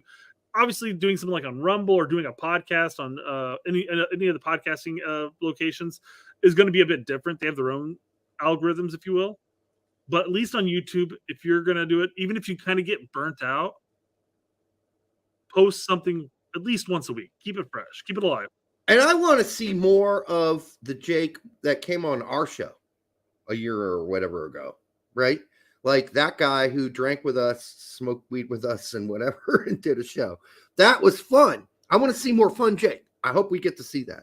All right, go ahead and play it, though. Reality check. My videos get thousands of views. I have opinions that I want to share with you. So when I talk about my opinion, and I'll give a recent example. In a video about the Copa America roster, I did a tier list of people that were in the squad or on the bubble or outside the bubble. And for me, before Nations League, Gio Reyna was on the bubble because he had played pretty much 10 minutes of professional football at the club level leading into Nations League. Now, real quick, did you hear that? Did it flip? Did the audio change just one ear for you too? No, just you. Because I can hear you on my left ear, but it went from both ears to like just my right. That's why if you saw me fidgeting with my headset. I did. What the fuck happened there? So basically what Jake said, since you were fiddling around, was that during his picking the team for Copa, he put Gio Reyna on the bubble, like as in not making the team. And so he's telling you that was my opinion then, and now he's going to clarify what he meant by that. Okay. Obviously, we all know what happened at Nations League and Gio Reyna's performances. I am happy. I'm very happy that Gio Reyna did so well at the Nations League. I am very happy to have performance and facts change my opinion in the future. I don't really care when people come back to that video and are like, wow, I can't believe you put Gio Reyna on the bubble. Okay, stop. That's a problem. And what I'm saying is, when you say, I don't care, I'm not buying that. Like, listen, when we say stuff that's wrong, which is not very often, we are all talking about eating crow. We got crow in the freezer. We're defrosting it. We're ready to fucking put batter on it and put it in the fryer. Because you don't want to get a frostbite. Right. You got to just live up. You just got to own up to your errors. Because people are going to throw them at you. That's what the part of the game is. They're going to throw it back in your face. And if you're not willing to embrace it and say, yeah, I fucked up. I obviously my opinion sucked about a week ago. And now I've learned my lesson. Well, and this specific example it would have been perfectly acceptable to have that opinion. Now, mind you, way we talked about it, we like, hey, we would start Gio, but if Tillman starts over him, we understand. Yeah, that was kind of our stance on this front. But we didn't say it was on the bubble of not even making not being included. I agree, 100%. Right? Yeah. There's the talent gap between Tillman and Reyna was enough to point out, say, hey, he's going to be included. Whether or not he plays and starts, we don't know. We'll see. But it's not an unheard. There are plenty of people who had this opinion. He's not playing for his club. He hasn't really played consistently that much at all.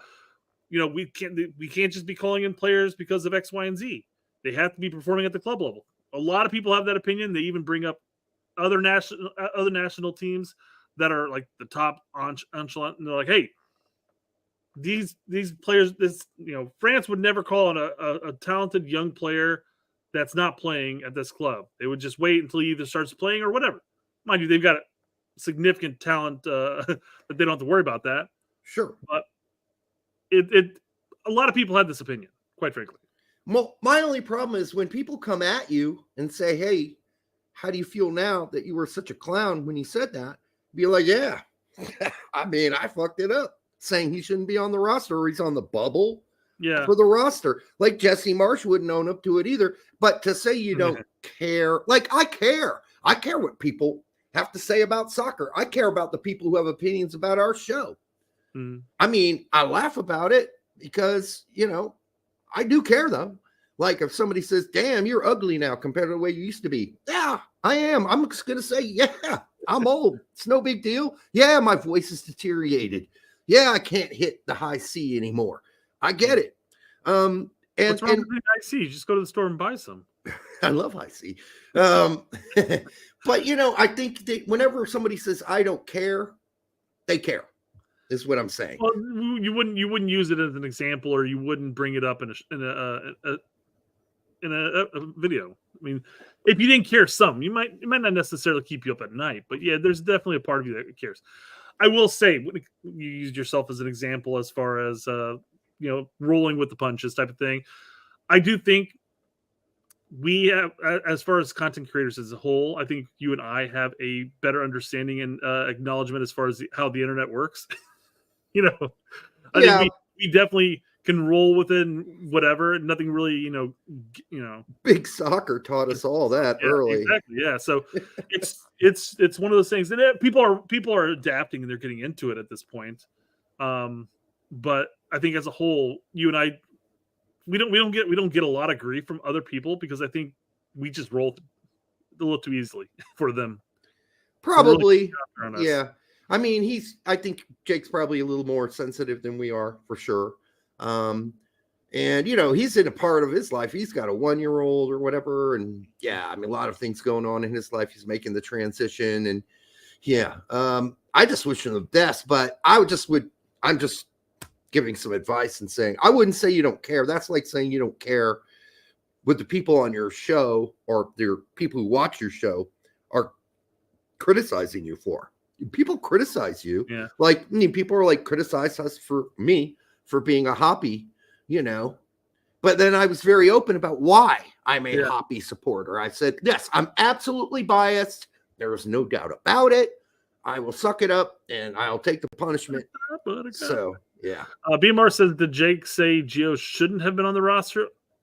I don't know the video he's referring to or the tweet or whatever, but when you say like he's on the bubble, that makes it sound like he may or may not be included. Yeah, he made a tier list, did Jake, and he had people who are definitely making it, and then at least making the bench, and then he had a section in the middle what's called on the bubble, like maybe not. Like there's no maybe not about Reyna, and if you've been watching Reyna long enough, he's on the team. Now, as you said, you can dispute whether or not he starts last game or the first game in Nations League because Tillman's played so well. And we said we wouldn't have any problem if Tillman got the first start. Fine. We can live with it. We understand why Gregg would decide to do that. Gregg. But, we wouldn't lose our shit over it. But I just think it's our job to care about what people say about our opinions. Now, if they're ridiculous, sure. If somebody's opinion is that I look like an asshole, like a literal asshole with poop coming out of him, I'd be like, I don't look that bad. Yeah. I'm not going to take that. That's not really an opinion. That's kind of just grotesque. But, somebody's saying, hey, man, you got this shit wrong. You got to say, yeah, you're right. And care that they are calling you out because that's part of this job. Like, this isn't even a job we get paid for.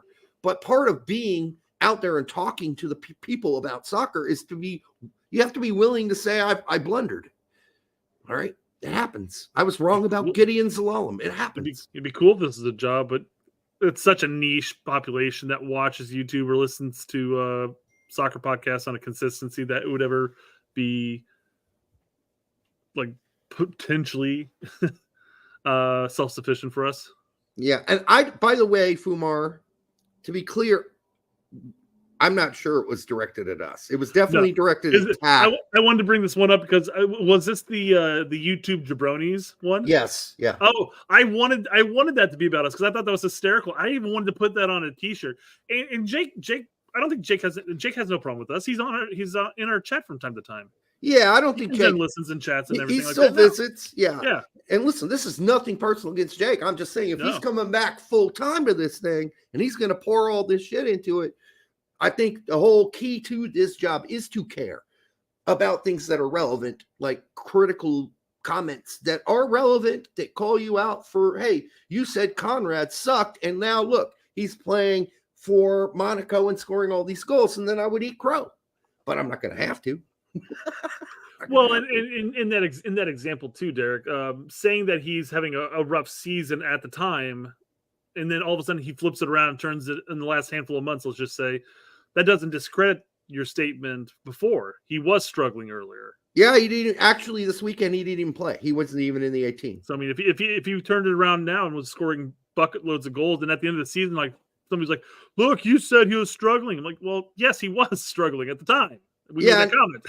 And like I said in the last show where we talked about Conrad, it's like, okay, yeah, he scored a couple goals, but neither of them were spectacular. And that's the first 20 minutes. He's had it, significant time he's had all season for Ibar. And then we get this new game coming this weekend. I click on the Ibar to see how he did. He's not even on the roster. So apparently in those 20 minutes, he pulled a left testicle and he's injured. My brother is texting the shit out of me. All right. All right. So I'm still recovering from my take about Sal Zizou and Danny Sedela becoming superstars of the U.S. men's national team. You weren't the only one, Daniel.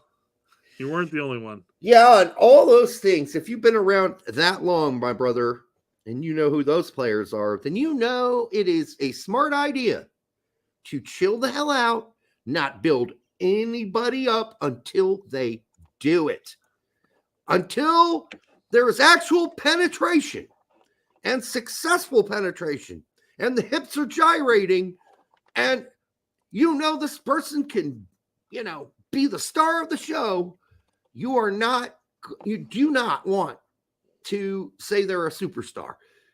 Likewise, you do not want to write anybody off completely until it is absolutely obvious and all the evidence piles up that they're not going to be good. Like all these half-wits and morons out there saying that Reyna's not really that good. Not really that good. Okay, then you don't watch soccer, dude. You don't know soccer at all. And I hate that comment. You don't know ball. Yeah. But seriously, I mean, eye test is like the basic standard of understanding some football. So Josh Scott was an interesting one in this situation because he was a quality prospect that just had a litter of injuries. Lots of injuries. Just constantly just year after year just plagued with them. And that killed his career.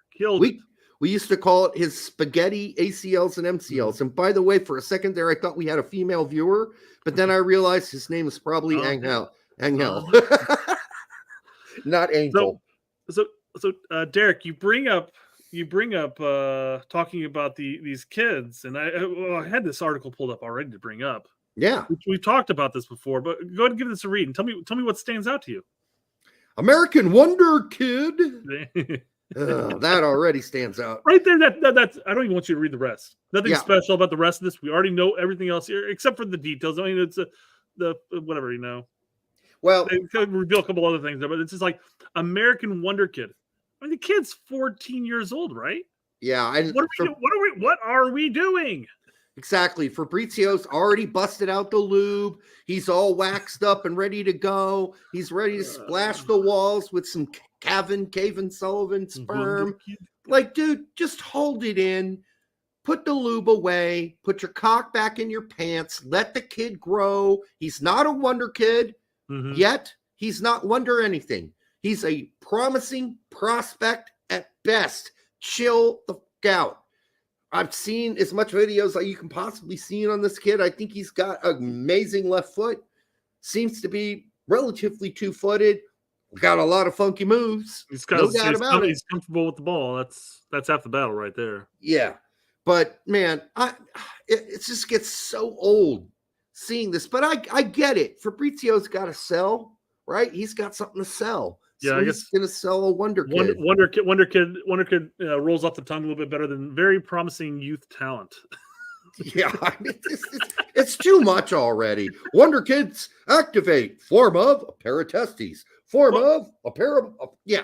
I'm hoping the kid pans out and he's our next launching point of the next like Pulisic and up. Would be nice. Would be nice. We need them, but. What else? Like 3 years, 4 years down the road, and is it just going to be? Is it possible that he's just going to be another one of those promising youth talents that ended up going to Europe and then just sort of disappeared? You don't know. He could be ravaged by syphilis by then. We have no clue what's going to happen to Calvin Sullivan. You don't know. Is that an abundance in England? Yeah, there you go. They got some syphilis there, but he could grow up and have Josh Gott ACLs. We don't know. Look at Gideon Zalom. He had all kinds of issues with his knees. So yeah, too early. Put away the lube. Fabrizio. I can't say those players that were overly hyped that had been plagued with like injuries, especially knee injuries and stuff like that, as I told you, don't get overhyping these kids. I mean, yes, of course, it's just another kid that ended up panning out because of the injuries, but that's something that's against their, they have no control of, compared to say a kid that just, what's being hyped up as a promising talent, as like, let's bring Soto as an example here. And then he goes to Europe and it's just from one team to another, never playing, not even for Porto B, Oh yeah. People were in love with Sebastian Soto. Remember that? Yeah. He's at Hanover. The coach is like, yeah, he's kind of an asshole. So we're getting rid of him. And then he went to where? Middlesbrough. And they're like, yeah, he's kind of a liar. And then now he's at Klagenfurt. And he actually tried out for another team in between there in England. And the coach is like, yeah, he lied about an injury. We put him on the field. He could barely run. So, yeah, we didn't want him after that. He lied to us. And then, now he's in Klagenfurt and he's just injured. He's got this back injury. He's played one game or two games in 2 seasons. And Chile, what wasn't it? Chile? They broke out the Tabasco and they were waxing it on Soto. Well, it's almost wonder if that was like an Asian thing again. And Chile's like, oh, Chile's really looking at this kid. Why? Because we had a quality U20 tournament. It was Norwich. It was Norwich, by the way. Thank you, Fumar. What was it? Norwich, Oh, not Middlesbrough. I said Middlesbrough. Yeah. So, sorry, I just wanted to get that right. Middlesbrough is where Balogun went, and of course, where Hoppy went. So I'm going to return to my slides. Oh, you don't want to do any more of that? Oh, you got more? No, this is the Jake video I pulled up. No, that was it. Oh, okay. Yeah, that was it. It was like a 2-minute video, so I wasn't sure if there was more. Yeah, I probably went too long. There was more, and it was really about him saying, and I addressed this, I did it with Men in Blazers. I went from them from the start to building 200K followers and subscribers. And he's like, so now that I did it for them, I know I can do it for me. I don't think it's going to be that easy. Because you ain't Roger. And I mean, if you can build it, great. I just think it's going to be harder. And I just think he's putting too high of expectations on what he can do. I wish him the best. I mean, you can grow your channel and have aspirations to reach that point.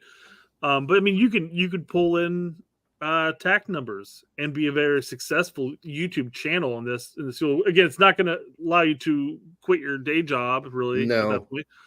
And TAC even talked about that last time we were both on with him or something like that. He's like, yeah, I'm definitely not making enough on this to quit my job.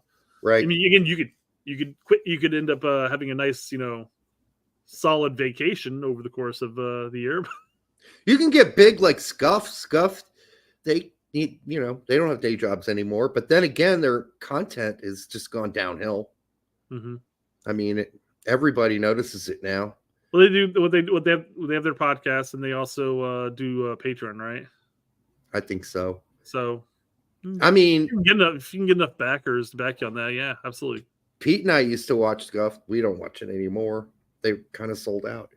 I mean, that's a harsh thing to say, but some of the things coming out of their mouth makes you think that way. And we talked about it last show. Yeah. That Pete was on the show, specific topics of why we feel like, wow, what's going on there? That's just weird, because these aren't the guys I remember. Like, this show's changed. Okay, so I'm going to skip this video because you played it. Awesome. Mm-hmm. Tax concern about Tyler Adams because he played the first 90 minutes for Bournemouth last weekend, and he played well, and then he didn't. I just wanted to address this because it's just back spasms, apparently. It's not. Gotcha. Yeah, he's not kicked off the team, right. He's not benched for no reason because he just was the man of the match in that match, I guess. The last one we watched. Great. He was awesome. But apparently back spasms kicked in. So don't get concerned. And, Attack knows this now too. So I don't know if you knew it at the time. He was just immediately concerned. I understand that. Like, my immediate impulse is, oh, shit, he's not on the roster. What happened? Is it serious? Is he hurt? Well, I mean, he pulled a left testicle again? That was first thought too, but I didn't post it up there. But Tack did. Okay, next one. Yanks abroad. After Ricardo Pepe's unfortunate comments, 19-year-old Dutch phenom Jesper Uniken was given the nod ahead of the American he scored just 3 minutes after coming on. Trouble on the horizon, ? Well, you probably weren't around to read his agent's comments because... Yeah, I heard you guys talking about it, but I have no idea what he said. Yeah. Yeah, I mean, the agent basically said players want to play. He needs to play. And the situation isn't good right now. Now, Pepe didn't say shit. I mean, Pepe's comments were like way more even veiled than that. Like, they're not. Of course players want to play. Okay? That's obvious. So it wasn't on Pepe. Pepe didn't say anything that detrimental to why he didn't make the roster this weekend. Not even the 18. Yeah, I saw that and went, that's kind of peculiar. Didn't see him on the injury list either.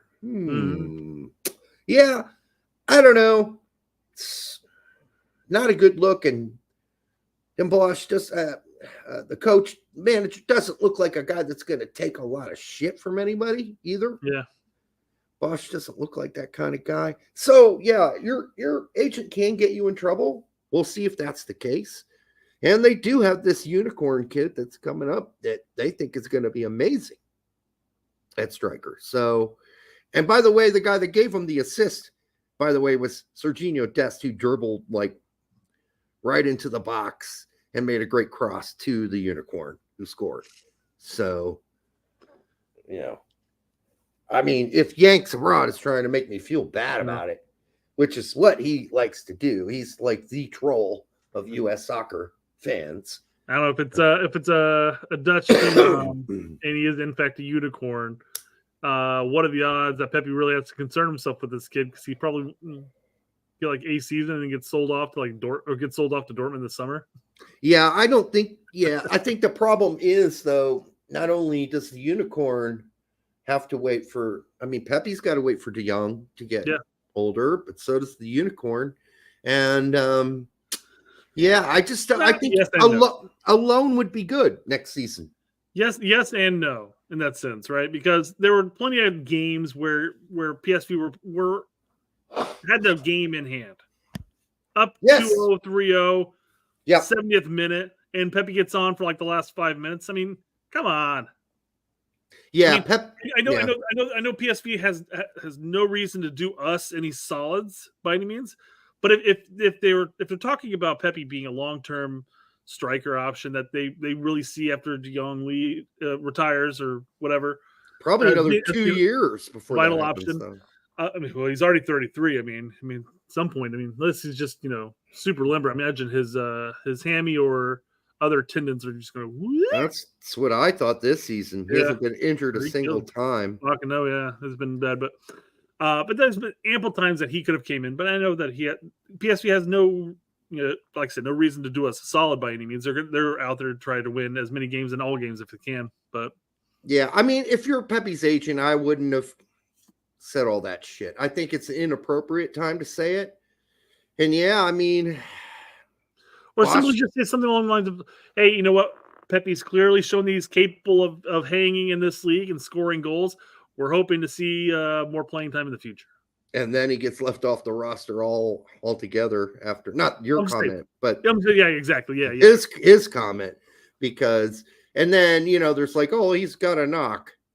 Okay, really? Does he really have a knock? I don't see him on the injury report. Okay. That's always the go-to injury, right? Right. He's got a knock. He's being punished. You can't say that. Okay, well, he's got a knock. Oh, okay. He's got a bruise on his left testicle. It's quite large. And he's got a cyst between his asshole and his ball sack, right in his taint. Yeah, okay. That's sounds bad.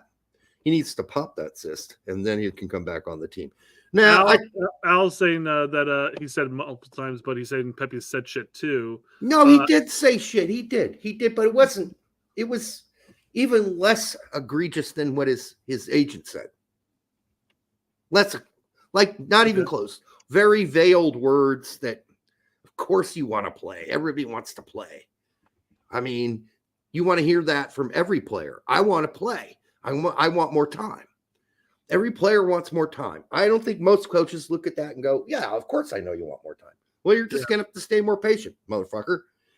But when his agent took it the next step, that might have crossed the line. So what did the agent actually say? He said, paraphrase, of course. It's the quotes out there, but basically, hey, this is really getting to a point where he needs to play.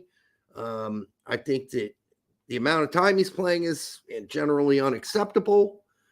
He should be playing more minutes than this, and he's got Copa coming up, and he really needs to play keep sharp for his country. Gotcha. Yeah, I mean, that's a little too much detail. Bosch doesn't care about his national team shit. No. He doesn't give a shit. He cares about the team, PSV winning the title. That's all he gives a shit about. That's it. So if I am Pepe, I would go on loan next season to some middle table team. Maybe it's Go Ahead Eagles or, whoever. Go Ahead Eagles would be fun because we could say Go Ahead Eagles every game, right? That would be fun. Mm-hmm. All right, let's move on. We've talked about an American Juve position in West, positive in West. Now let's talk about a not so positive. It's clear that Weah isn't really in consideration for a future with Juve and could be sold. So where's the next club destination for Timothy Weah? I think anywhere below in Italy would be fine. Yeah. I think he could play for a middle table Italian team, no problem. I think he could be a starter for a middle table Italian team or a newly promoted one who wants to stay up. So, and we'll see. But I do agree, does not look promising, especially with Allegri, the way he plays ball. I mean, and maybe listen, Weah's just a really solid player, but I think we've seen he's about where he's going to get. Yeah, and it's one of those things where I wonder how much does Weah actually cost Juve at this point? I mean, they don't talk about the future at Juve, but I mean, Juve may look at him and saying, "Well, he's a cheap backup." Hang on, he is, but if you're Weah, you don't want to be a cheap backup, right? You want to play. And that's the problem. He's only going to get little backup minutes. And, that's just. I don't think they're going to sell him. They'll probably loan him. Would be my guess. That would be my guess. And yes, Allegri could be gone. Who said that? Jack Pineda said Allegri is probably gone, but that's a big probably. We don't know that for a fact or for sure. And yes, Weah's been misused in the sense that he's never got to play a forward spot. I think once all season he got to play forward. And I don't think he is necessarily as massive as a lock for the U.S. men's national team starting 11 right now. I like Weah, but I think you could play Pulisic on the right side, for instance, and start Haji right on the left as the other winger. Because what Haji's doing right now is quite impressive. Quite impressive. And then you're still telling me Balogun's the starter. That's kind of wavering and flapping in the breeze like a flaccid penis. Because he had another really, what I'd call mediocre game, 20 minutes or whatever it was this weekend. And then he's really doesn't fit into Berhalter's system. And then Pepe's having his aches and pains with his club. And then you got Sargent and Haji both scoring goals like shit out of a goose, just like all over the place. They're just scoring. Not this weekend for Sargent, but in general. And I don't know who's winning that role right now. Nobody is guaranteed anything. I think Balogun was guaranteed something because he made the switch for some time. But I don't think that you could play Balogun on the wing too. If you really wanted to, he could play where Weah plays. Probably actually might benefit him to have more space down the wing. So more room to run forward rather than playing through back. I mean, under Berhalter ball, yes. That could be a thing. Could be, yeah. I think he'd work better out wide for Berhalter ball than maybe Weah. I don't know. Weah's been really good for the U.S. men's national team. I don't want to disregard that. He's been solid for us. Well, but that's been the argument, really, is that there are no real guarantees. I mean, there are some guaranteed players, of course. Pulisic, yeah, but they're also playing and performing at the club level. Mm-hmm. But yeah, there are no guaranteed players and spots. So Pulisic. Weah Reyna for me for right now, yeah. But I mean, Weah historically has been really good for the United States. But I mean, is his lack of playing time been affecting? Because he hasn't really been he hasn't been bad by any means for the U.S. of late. No, but he hasn't been quite as dynamic in what you would expect with Weah on the right. Yeah, I'm not sure Juve was the great spot for him. But then again, Lille wasn't a great spot for him, and PSG wasn't a great spot for him. Well, when's he going to find his spot? But here's the thing, though. This is what's getting will get some of my nerves when talking about Weah at Juve. Is in theory, the spot that he would play, the right wing back, would be ideal for him. Mind you, I wouldn't necessarily say he's playing so much on defense. But then again, you look at when Cuadrado, there we go. Yeah. Was playing there. He wasn't sitting back playing defense. He comes back every now and then to pressure, but he basically sat on that wing, which is what he does for the United States. He sits out on that sideline and he runs up, laces across the box, but he doesn't do that with Juve. For whatever reason, when he comes into the pitch, that right wing back in that McKinney role or whoever plays in that spot does such a flip-flop back and forth, and all of a sudden it changes the dynamic of how he performs and how he plays. And it changes the dynamic for McKinney, because then McKinney's ended up covering for Weah. And we've talked about that in several games this season when that's been the case.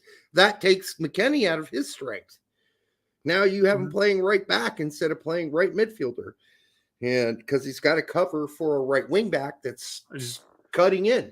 And, I don't know why there are times we see Weah at Juve playing at times even in an attacking mid role. Sometimes you see him all the way out to the left. He's as a striker. He's back at the wing back role. He's just moving wherever the game takes him, I guess. But there has to be something that Allegri is saying, I want you to do this. This is the game plan. Because otherwise, why would he continue to do it and continue to get minutes? Because otherwise, right. What the fuck? You would think that he would tell him, hey, what are you doing roaming all over the place? Untouchables 96 says, Koleosho is way better on the ball, more technical, Weah runs fast, and can make decent crosses. Yeah, but Koleosho's not ours. He's not ours yet. Yep. We don't know where he's going to go. And he's injured as fuck. And he's out for the season. So there's that too. So we won't know for some time with Koleosho. Weah's got the speed to do the job as a winger, and that's why I think he's more effective with us than he is with Juventus. Either way, I think we've seen Weah. I think we know his ceiling. I don't think we're going to see Weah get any better. I don't think he's going to become his dad anytime soon. And that's fine because he's provides us what we basically need as on the wing. But at Juve, that might be, at least for Allegri ball, not the right fit.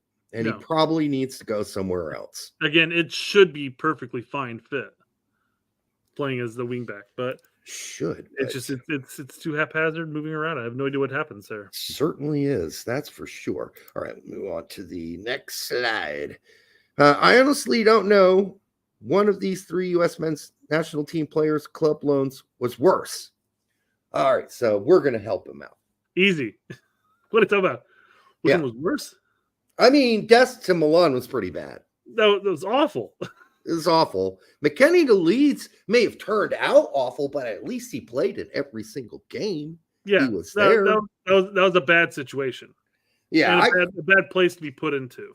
That doesn't fit in this category because he played. And yes, was it great? No. Leeds were a big pile of shit. There's no doubt about it. It wasn't the best move. He went there because Jesse was there, because Adams was there. That's why he went. But that's out of the category of Dest to Milan was a disaster. And Reyna to Nottingham Forest is actually a little better than Dest's situation because at least he's playing on occasion. Getting some sporadic minutes, and maybe some more. This game this weekend, however, Brett. So you're Nottingham Forest, you're down 3-1. Mm-hmm. There's 30 minutes left on the clock. You pull out Gibbs White, and you put in not Reyna. What the? Well, okay. Fuck. So, that right there, because I didn't know that. I didn't realize that. Yes. I didn't dive into the foot mob of it all. Mm-hmm. But this is telling me he's getting consistent 8, maybe 10 minutes, regardless of how he more last game. He got 20 last game. So, but he's getting consistent small bits of minutes. Yeah. Even though there are games that are screaming for him to be included. This one in particular. Yeah. So again, what this is telling me is this is an agent who pushed this loan through with another, person he manages, and that he's like, hey, give this kid like 10 minutes a match, and that way we can push him, come summer. I don't know. This is screaming. This is just leading into what Tact was saying. This was not a Nuno wanted him, or even a Forest really wanted him. This is an agent pushing him. So here's the thing that doesn't make any sense. Last game, when they were winning, to close out the game for the last 20 minutes, he puts Reyna in to play defense. And you said, well, maybe possession. Fuck that. They didn't have any possession. They were getting pummeled. And he played fucking great defense for 20 minutes. Very good defense. And now, and that's not particularly what you would think Reyna would be brought in for. All right, because they're not going to have possession. I mean, theoretically, you'd like to have possession and possession the game out, but that's not going to happen. Not against Fulham, my team. So Fulham goes on, has almost all the possession for the last 20 minutes. Reyna plays some great defense. And now we have a game that absolutely fits his profile. You're taking Gibbs White out. You need more offense because you need 2 goals versus Tottenham. And you don't put Reyna in, you put some other twat in who isn't going to score a goal, isn't going to create anything. You got probably the most creative player outside of Gibbs White on your team here. Gibbs White needs to be taken off. He's tired or whatever. You got to take him off. But you don't put in Reyna then? So that leads me to believe something's not right because I don't know what Nuno's thinking. And I gave Nuno a lot of credit when Reyna went there. I said, Nuno will figure out how to use Reyna. I said that. And I got my crow in the freezer, close to defrosting, almost going to defrost it. This might have been the worst thing I've ever said, that I trust Nuno. What a dumb thing that will turn out to be. Because situationally, what he's doing with Reyna doesn't make any sense. Yeah. Well, I mean, in the Fulham match, you said he got like what, 20 minutes? Mm-hmm. But they were up 3-1 at that point, man. I'm guessing again maybe Nuno's looking at this as an opportunity of getting him on there, getting the minutes that the agent's really pressing for, and he's like, "Hey, go in there. We're not going to lose this match." I mean, it could have. I guess it's very possible. Nah, dude, he needs every point. Needs every point. I don't know. It's again this again it screams agent transfer, and that Nuno had really no interest in bringing Reyna involved. Brett, do you ever stop to catch your breath after you sucked off Reyna? Do you pause to swallow? I don't. I just take him whole and let him shoot to come straight down my throat. I don't know about you. What do you do? You do the little shake of it and add the little tornado effect into it all? No, I just keep my bottom lip right on his nutsack. I let it drain straight down. Dude, I don't know what you're on, man, but this ain't about Reyna, dummy. This is about Nuno, okay? This is a criticism of Nuno's setup. If you have a guy of Reyna's qualities and you play him on defense to close out a game, then I guess that's good. Shows that you have some belief in him as a guy who can close out a game versus Fulham. But then when you need 2 goals, you got 30 minutes left, you don't put in a guy who scored a bunch of goals for Dortmund in his career, bunch of assists and goals. I don't know. It just doesn't make any sense. That's my question. Has nothing to do with Reyna. And yes, we like Reyna a lot. And his cum tastes delicious. Salty, but has sort of an aromatic sort of paprika flavor. Lots of asparagus. All right. No. Back I don't know. It's just there have been games that have screamed Reyna's capabilities. You need to get that last minute goal, or not even last minute goal, but you're down and you need goals, and your offense is just not producing. And then you take a player and you bring in Yates. You're like, what the hell are you doing that for? What are you doing? Yates isn't going to get you a goal. I know. And then, but then you have games like this one where you're down 3-1. You need goals. I don't even know who he brought in, but I've watched since Reyna got there. I've watched every game outside when I've been obviously on vacation, and I couldn't imagine taking Gibbs White out and not replacing him with Reyna, because who else is going to fill that role? It's a like-for-like switch, yeah. It's Yates, for instance, is not a like-for-like switch if you brought him on. He brought in Dominguez, huh? Yeah, that was a choice, I guess. I guess. That's not what I would have done, but maybe Nuno knows something more than I do, but it didn't work, did it? Nope, it didn't. So there's that problem with Nuno's decision-making there. And it's not just us. A lot of Nottingham Forest fans are criticizing Nuno. Yeah. And they're teetering at the bottom. And they're not expected to beat Tottenham anyhow. But I mean, go for it. You're down 3-1. Throw every offensive weapon you have on the pitch for the last 30 minutes and just go for it. Because losing 5-1, I don't think that goal difference is going to make a massive difference by the end of the season. Shouldn't. It could, I suppose, but go for it. Get a point out of this game. Try at least. See, they have a -16. Luton has a -20. Yeah, it's close, but Luton are shit. So, I mean, honestly, they should be fine. Upcoming matches, Forest has Wolves and Everton, Sheffield United, Burnley. They also have Man City and Chelsea, but I'm taking a look just to see who Luton has to play here. And by the way, BMR, yeah, Dominguez is a good player. I'm not saying he's not. But I don't know, on a scale for me, and yes, bias, American scale. He's a different type of player is the thing. Yeah, I mean, I think that he's more of a like for like for Gibbs. I just think that make more sense. And in fact, I wouldn't have taken Gibbs White off. I would have left him on the field. I would put Reyna right in front of him. That seems to have worked before pretty okay. I don't know, but maybe Gibbs White had like a hammy or a strain or he's getting cramps. I don't know. I just watched the game. I wasn't there on the field, so I don't know. But Dominguez, he's a fine player. I'm just biased, and I want to see some goddamn Reyna. And frankly, if we don't see a whole lot of Reyna going forward, I'm going to have to go eat crow. And I don't want to. I don't want to eat crow. What's interesting between Forest and Luton is that they both play in the last 6 matches. They both play Man City, Wolves, and Everton.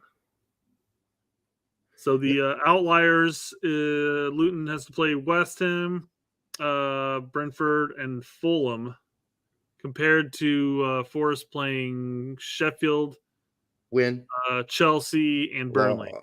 Could be win-win loss, or win-win tie, or win-win-win.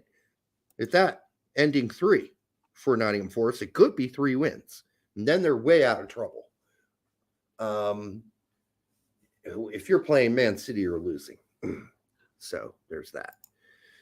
Yeah, we got obviously the Everton, Burnley, and Sheffield. So, I mean, Forest are playing 3 teams of their last 6 against the bottom tier, struggling not to get relegated teams. So that's good for them, I guess. It's going to be a battle, though. Yeah, you know. Let me see this. This is good. I forgot Nuno has to do what's best for the U.S. men's team. I wish he would. I know he doesn't have to. It's not even about the U.S. men's national team. I just think I really do think that Reyna could bring them something he hasn't really got a whole lot of opportunity to do. I think he could bring them what we saw against Jamaica. I think he could bring them what we saw against Mexico. Something like that. Maybe some hint of creativity that they sometimes lack going forward. And they're not bad going forward, Nottingham Forest. Their real problem's defense, but it is what it is, BMR. We're biased when it comes to these things, for sure. We want to see Gio play, and I don't want to eat crow. I will. I'll come on here and I'll eat it. I'll probably be chicken, but I will fry up something and eat it here live on show if these last 6 games turn out to be completely the same as this season so far has gone. Like when he got 20 minutes against Fulham, I thought, well, that's promising. Maybe next game he'll get 30. And then instead he got 10. I'd be fine if he just got, obviously, to be Mar's point, he doesn't have anything to do. He has no real need to obviously do what's best for the United States national team. But I would like to just see more opportunities at the 20 minute instead of worrying about 30. The problem is that you go 10 minutes here and then you go 3 minutes there, or he's brought in at the 90th minute in that fucking FA Cup. What the hell was that? That would have been your opportunity right there. Give him a go. And if he doesn't perform, then you can say, well, I gave him a shot. BMR might be right here. I should just already have the crow defrosted. I don't think it's going to get any better over the last 6 games. It's definitely not. Yeah, so I'm already heading that in. Yeah, I'm already going to have to put it in the fridge. So unless something spectacular happens and firecrackers shoot out of Nuno's ass and he plays starting Reyna for the last 6 games or whatever, and he scores a couple goals and gets a bunch of assists. And I don't see that happening either. Sebast, I have a cousin named Sebastian, but this is Sebasti. Well, he sucked dick at Dortmund, or no? No. Oh. First of all, he's not into guys. And as far as I know, that doesn't stop somebody from sucking dick. Obviously, you can still not be into dudes and suck dick. But what I'm saying is you failed to watch the games that he played in. When he started with Dortmund, when Holland was there, he was spectacular. And then he was a super sub the next season after he came back from injury and scored a shitload of goals and saved Terzic's ass. Actually got them to the point where they should have won the Bundesliga with his goals. I'm not going to defend him, dude. Dude, watch the games, man. I can only do so much education here. So yeah, even so, we went from like last season when he came back and he was like the super sub of the century, almost single-handedly won them the Bundesliga championship, right? To this season where he basically at Dortmund, the half of the season when he was at Dortmund, he hadn't. I don't know if he got an assist at all. I know we didn't get any. Did he get any goals or assists this season for Dortmund? No, I don't think so. But that's not to say that he came in and played like shit. Quite frankly, it was quite the opposite. He still came in and performed quality, but he didn't get any results out of it. Except for his one start. Absolutely. There were at least a couple games where they were just shit. Yeah. No. And it wasn't that he lost possession or anything like that. It was that he was totally cornered. They played him in a second. They played left winger. He played him as left winger. Yeah, single-handedly might be too heavy. But... No. I'm gonna back this up. Okay. Again, not over the whole course of the season. It's not like he came in and basically got him all the way up to that point. My single-handedly comment was that very last game, which was the must get result game. And he came in at half. He came in late into the match, last like 20, 25 minutes or whatever it was, and got 2 goals, or was it 2 assists? Either way, he participated in 2 of the goals that tied the game. They needed the win, and almost scored the goal to win the game. So single-handedly winning the Bundesliga Cup was just basically that last performance. Is what I was joking about. Jokingly with that. That's not even jokingly. Just saying that comment. Glad you clarified because otherwise it would seem like you'll be. Oh no, you were gargling Reyna's testicles there. No. Again, yeah. The Dortmund, we talked about that last season too, though. The reason why Gio didn't get more playing time is because Dortmund was playing out of their fucking minds. Yeah. And he couldn't start. That's right. why. We talked about that. Did you wiki Jorge Mendes yet? No. Let's do it, because what are we supposed to see?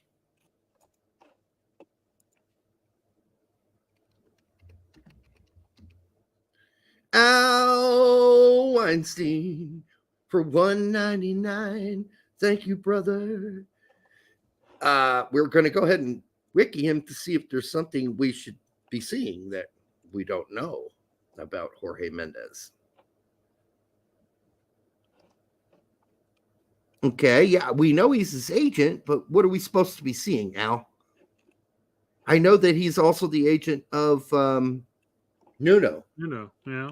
So we know that. Oh, maybe are you directing this at us or others, somebody else maybe? Others that don't know that Mendes is also, yeah, he's the agent for both Nuno and, yeah, we get it. Brett mentioned it earlier that maybe this was arranged, right?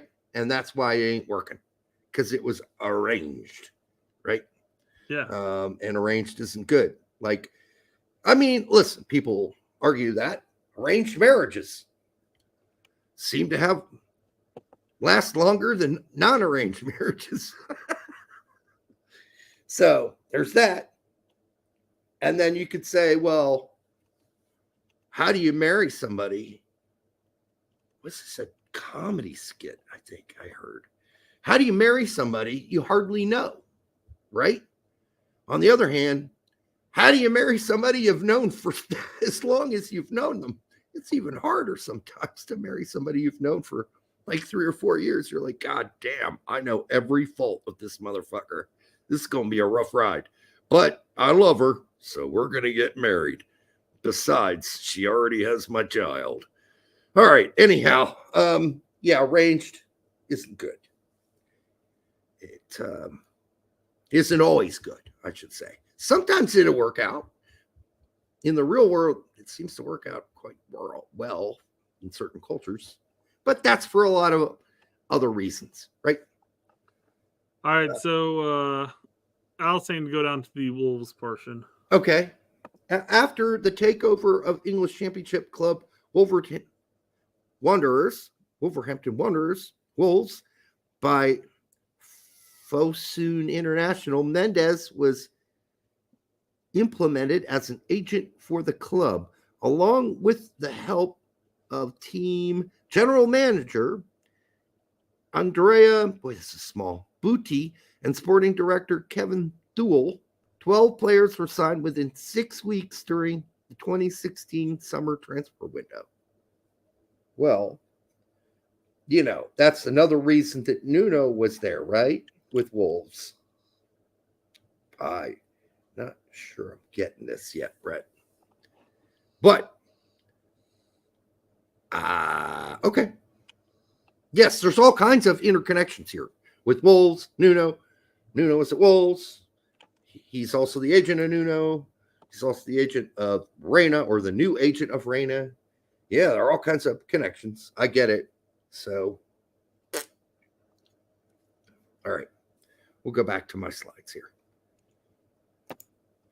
I love how people pump up what he has done in CONCACAF against mediocre competition. Playing in England and Germany is quite the step up from CONCACAF.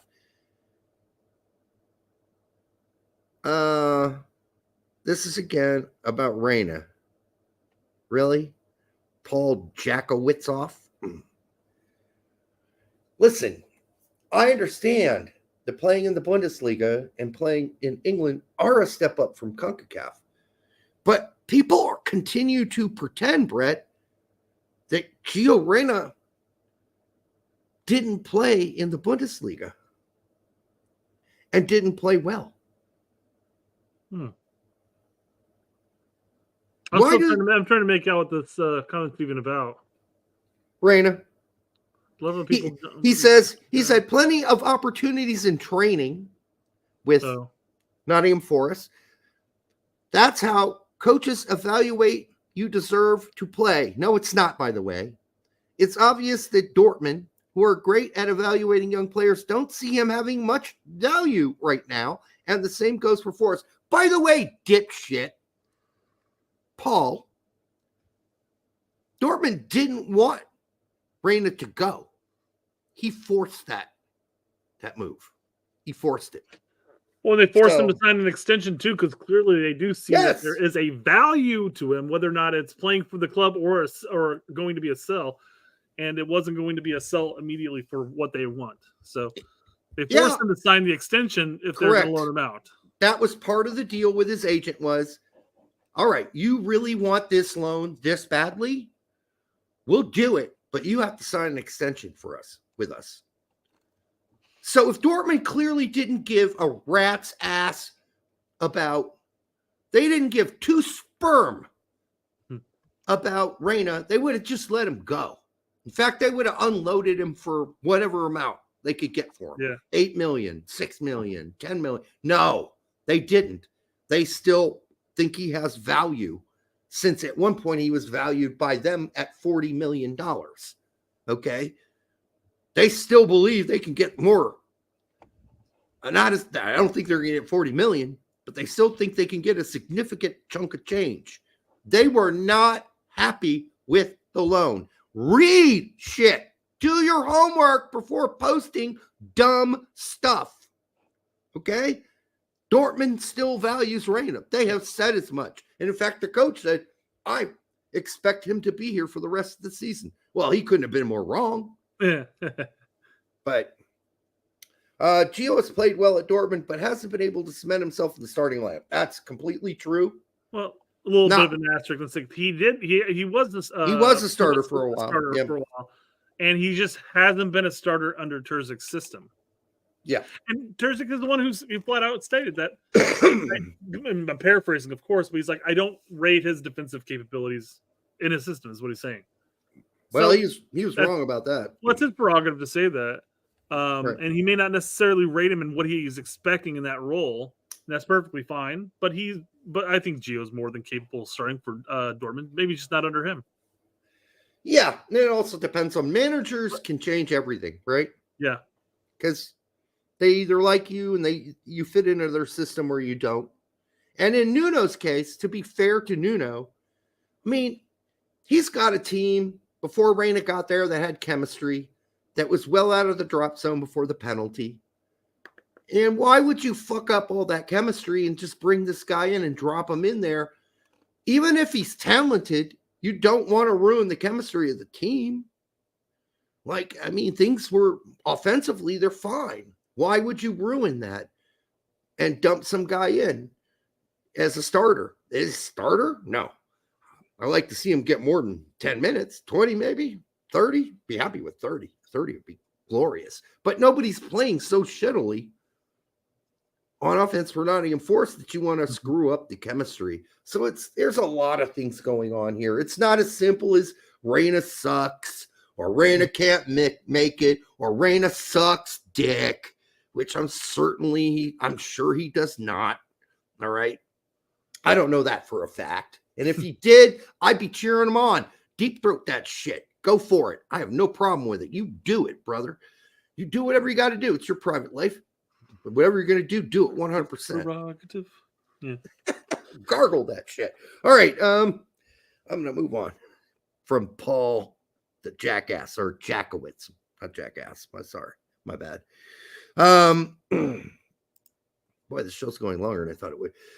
Negro Loma says he doesn't like to defend or run and wants to call shots on the field. That was his criticism of Reyna. He said he doesn't like to defend. Okay, dude, wake up, smell the fucking assholes. He just did some good defending against Fulham.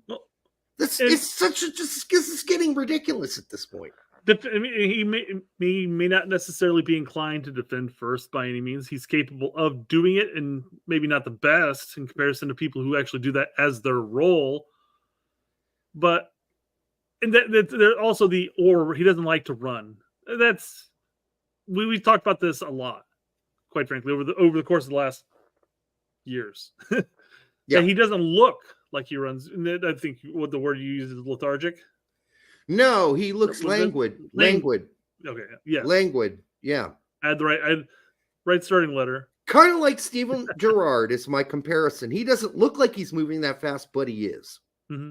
He's moving faster than you think he is. So for this dude, Lomas character, to say he doesn't run, like you're not watching the games. He ran his ass off against Fulham. He ran his ass off against Mexico. He ran his ass off against Jamaica. Go watch some games, shit fuck, before you post stuff, because it just makes you look stupid. Do you want to look stupid? And then Michael Jones replies, yeah, guys who don't run and defend are useless. Ha. Well, that's not fair to Messi either, by the way, because he's smart and he finds open space. Well, and that's the thing too. To that point, you don't have to be, running up and down the pitch like you're a winger in the middle of the field. Not everybody needs to be Brendan Aronson, okay? You don't need to be running around like the Energizer Bunny all over. I played soccer. I didn't run the whole game. I didn't run the whole game. I wasn't a slacker. Brett didn't run the whole game either. He was a striker. I was a midfielder, and I didn't. I didn't run the entire game. Oh, shit, you just sat around at midfield. I moved around, and then I'd make 40-yard sprints because our high school played a lot of long balls. Yeah. But, I mean, I was a midfielder, and I didn't even run the whole game. What do you want him to do? Sprint all over the field continuously? It's ridiculous. That's stupid. No one does that. You don't watch soccer, apparently. Don't watch it. All right. God, how many more idiots do I have here? Nino. This is the one I was kind of surprised. I'm surprised this wasn't the one you let off with. Nuno sees him day in and day out in training. There's a reason he isn't starting. Here's another stupid motherfucker who has no concept of what training is for. He might think very highly of Gio Reyna, but he runs a system and he's got team chemistry that Gio got dumped into. Mm-hmm. You don't just fuck up that team chemistry, especially going forward, because that's not really Nottingham Forest's problem. Gibbs White is amazing. Like, the players they got moving forward to it on the attack are just fine. So this was just a poor move. You don't, yeah. So, I mean, and Reyna is not a Nuno winger, quite frankly. And the only time he's ever going to get played out wide is if you need to keep Gibbs White in and still have, your dual 8s or dual 6 and 8 behind him. Mm-hmm. And there was a time where they did go to that, where they almost played like 2 10s at the same time with the 6 and the 8 behind them. Yeah. So, and there's been times where, Gibbs White has been pushed back to a box-to-box 8, and then Gio played the middle. But yeah, it's not the reason he's not starting is because, again, Nuno has his crew. He's got his group of guys that he has confidence in. And he's even got depth at certain positions too. Yeah. It's not like it's like the starters and then Reyna. We talked about Dominguez earlier. There are other guys that have been fitting in and playing important parts on this roles on this team all season long. And now you're just going to stop playing them. No, this was okay. Yeah, I'm like I said, defrosting the crow. This was a bad move for Reyna. He just simply doesn't fit in to what's going on right now. There's a reason he isn't starting. Yes, Ash, but it isn't because of his training, you stupid, lazy motherfucker. Like, can you do any basic research? Have you ever played on a soccer team before? Like, there's all kinds of different reasons that have to do with chemistry and how the team sets up and their formation and the way they want to play and whether or not he's just extra. Like, I don't care how good he is. If he were Messi, maybe he'd be starting, but he ain't Messi. All right? So it's not an automatic. It isn't because of his training. He's a slacker in training, Brett. He's a real slacker. Yeah, well, yeah. This also goes into the argument where people are like, well, he needs to go to La Liga or Serie A. And I understand that those leagues kind of formed his mold a little bit better. But Sure. they also go into a lot of people go into talk about like, well, he's just not EPL quality. I'm like, wait a second. We don't know that. We really don't know that. And quite frankly, the bare minimum minutes that he has gotten, he hasn't looked like a fish out of water. Yep. He looks like he's trying to establish himself. He probably has damn near 100, almost maybe let's just say 95% pass accuracy, quite frankly. Yeah. But he's looked fine in those minutes. He needs more is the problem, but it's not going to come with Forest by any means. So no. Yeah, we'll move on, and I'll just say we'll move on from that talking point. He needs more minutes. Well, he's not going to get that for us, unfortunately. Right. Nobody's gargling fucking Reyna's nuts here. All right. It's frustrating to watch, but there are reasons he's not playing, and it's not because he's a bad person or he's lazy or he's bad and a slacker at training. Like, he gets on the training pitch, everybody's working hard, and he's over there scratching his nutsack with his balls hanging out of his shorts. That's not what's going on. That's not what's going on. It's complicated, more complicated than that. But these children on X, what a joke. These children, how simple-minded can you be? We've also talked about the number of Forest podcasts we have listened to over the course of the months that Gio's been there. They've all talked about how Gio's been absolutely killing it in practice. Now, who knows in comparison to what? Maybe he's just bang on average with the rest of them killing it in practice. But I mean, it doesn't appear from what we've heard other people with some inside takes, or maybe they're just watching the training videos. I don't know, but it doesn't appear that he's slacking off during practice and just not impressing. Correct. Yeah. Again, this scream it just screams a bad move in the sense that I don't think that necessarily Nuno wanted him. And who gave him this bad reputation? Well, you could say Reyna gave him this himself the reputation because he obviously was a jag-off at the World Cup.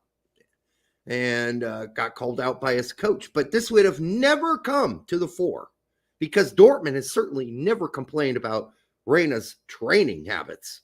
Never. In fact, they've said the opposite. He trains hard. He's a hard worker. He's a good player.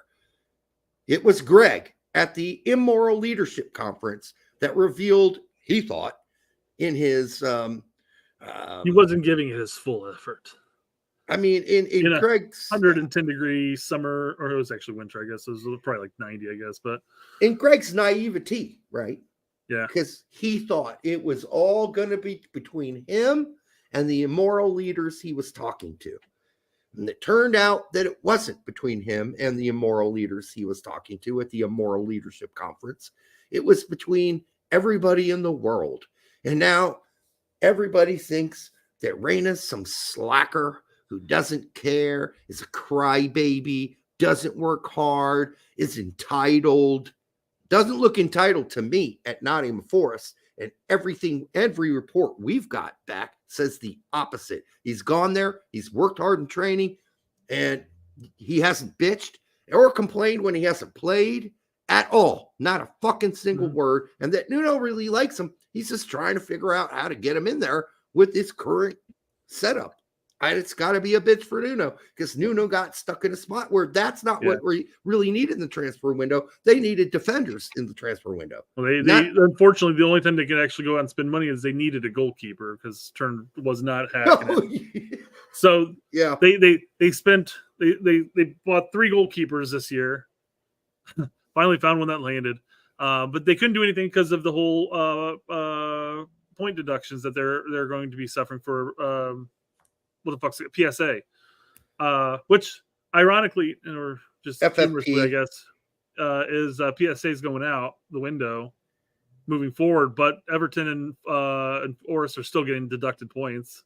They already have their points deducted. They lost. I'm just saying. It's funny that they have to endure it for this final season before it goes bye-bye. Yeah. Jesus. Gio is wasting away in Europe, and it's a damn shame. He needs to come to MLS and be the star he knows he is. You can see my response, dummy. I just went, Jesus Christ. Dummy. All right, Landon Donovan. Yeah, okay. Plus, they know he has a soft mentality. Look at these guys. I don't know. I found so many of these. And I just put them all on one show. It's like he's got a soft mentality. You know, you've got a soft mentality. I can't believe this guy hosts a fucking soccer podcast. This is the reading further on. This is just the hate boners from the World Cup. Mom calling out coach is not going to fly. Shut up, you stupid idiot. His mom hasn't called out Nuno at all, you dumb fuck. That's old news, you fucking cornflake, you piece of shit. I can't believe this guy has a podcast. It's unbelievable. He's got a soft mentality. You don't know that motherfucker, Laurent. What if I just said that about you and I didn't know you? I'm calling you a dumb fuck because of this comment, because that's all I know of you. But this is just a repulsive thing to say about somebody you don't know and have no clue about. And then you bring up his mom.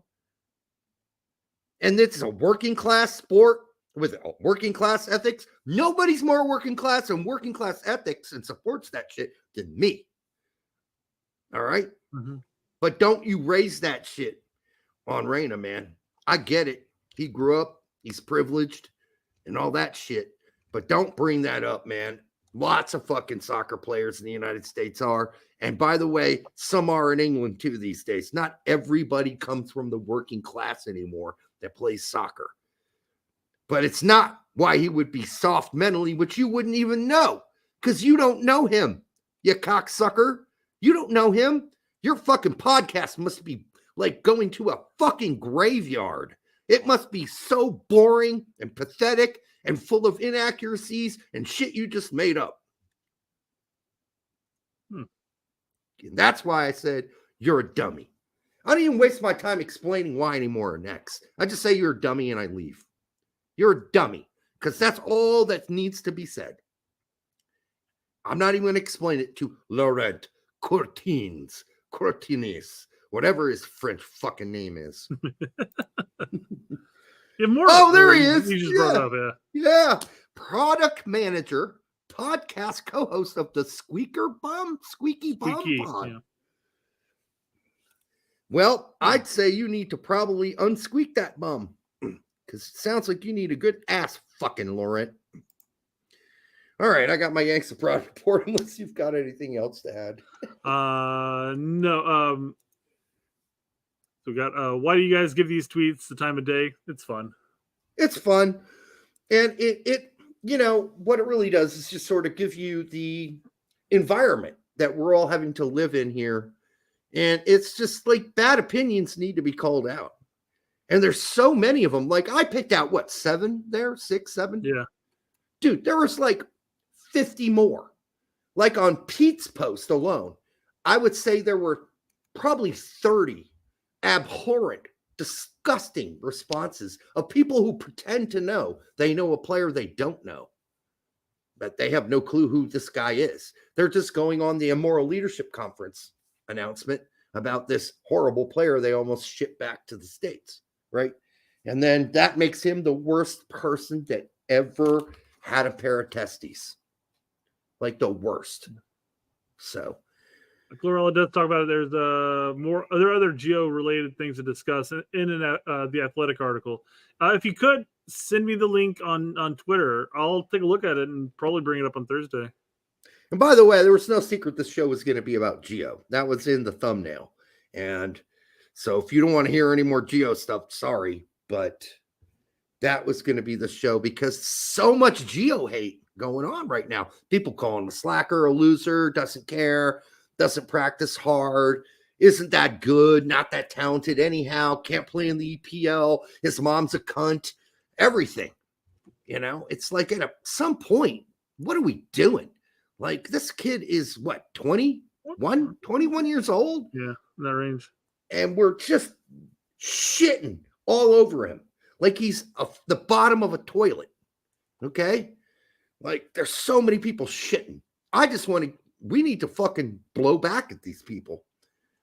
Okay? Because they need to tighten their assholes and go to a different toilet and shit in that. Because there's plenty of things to shit on. But Gio Reyna's not one of them. And I don't care if you think we gargle all his cum down into our stomach. I really could give a shit. I don't care if my lips are right up against his nutsack.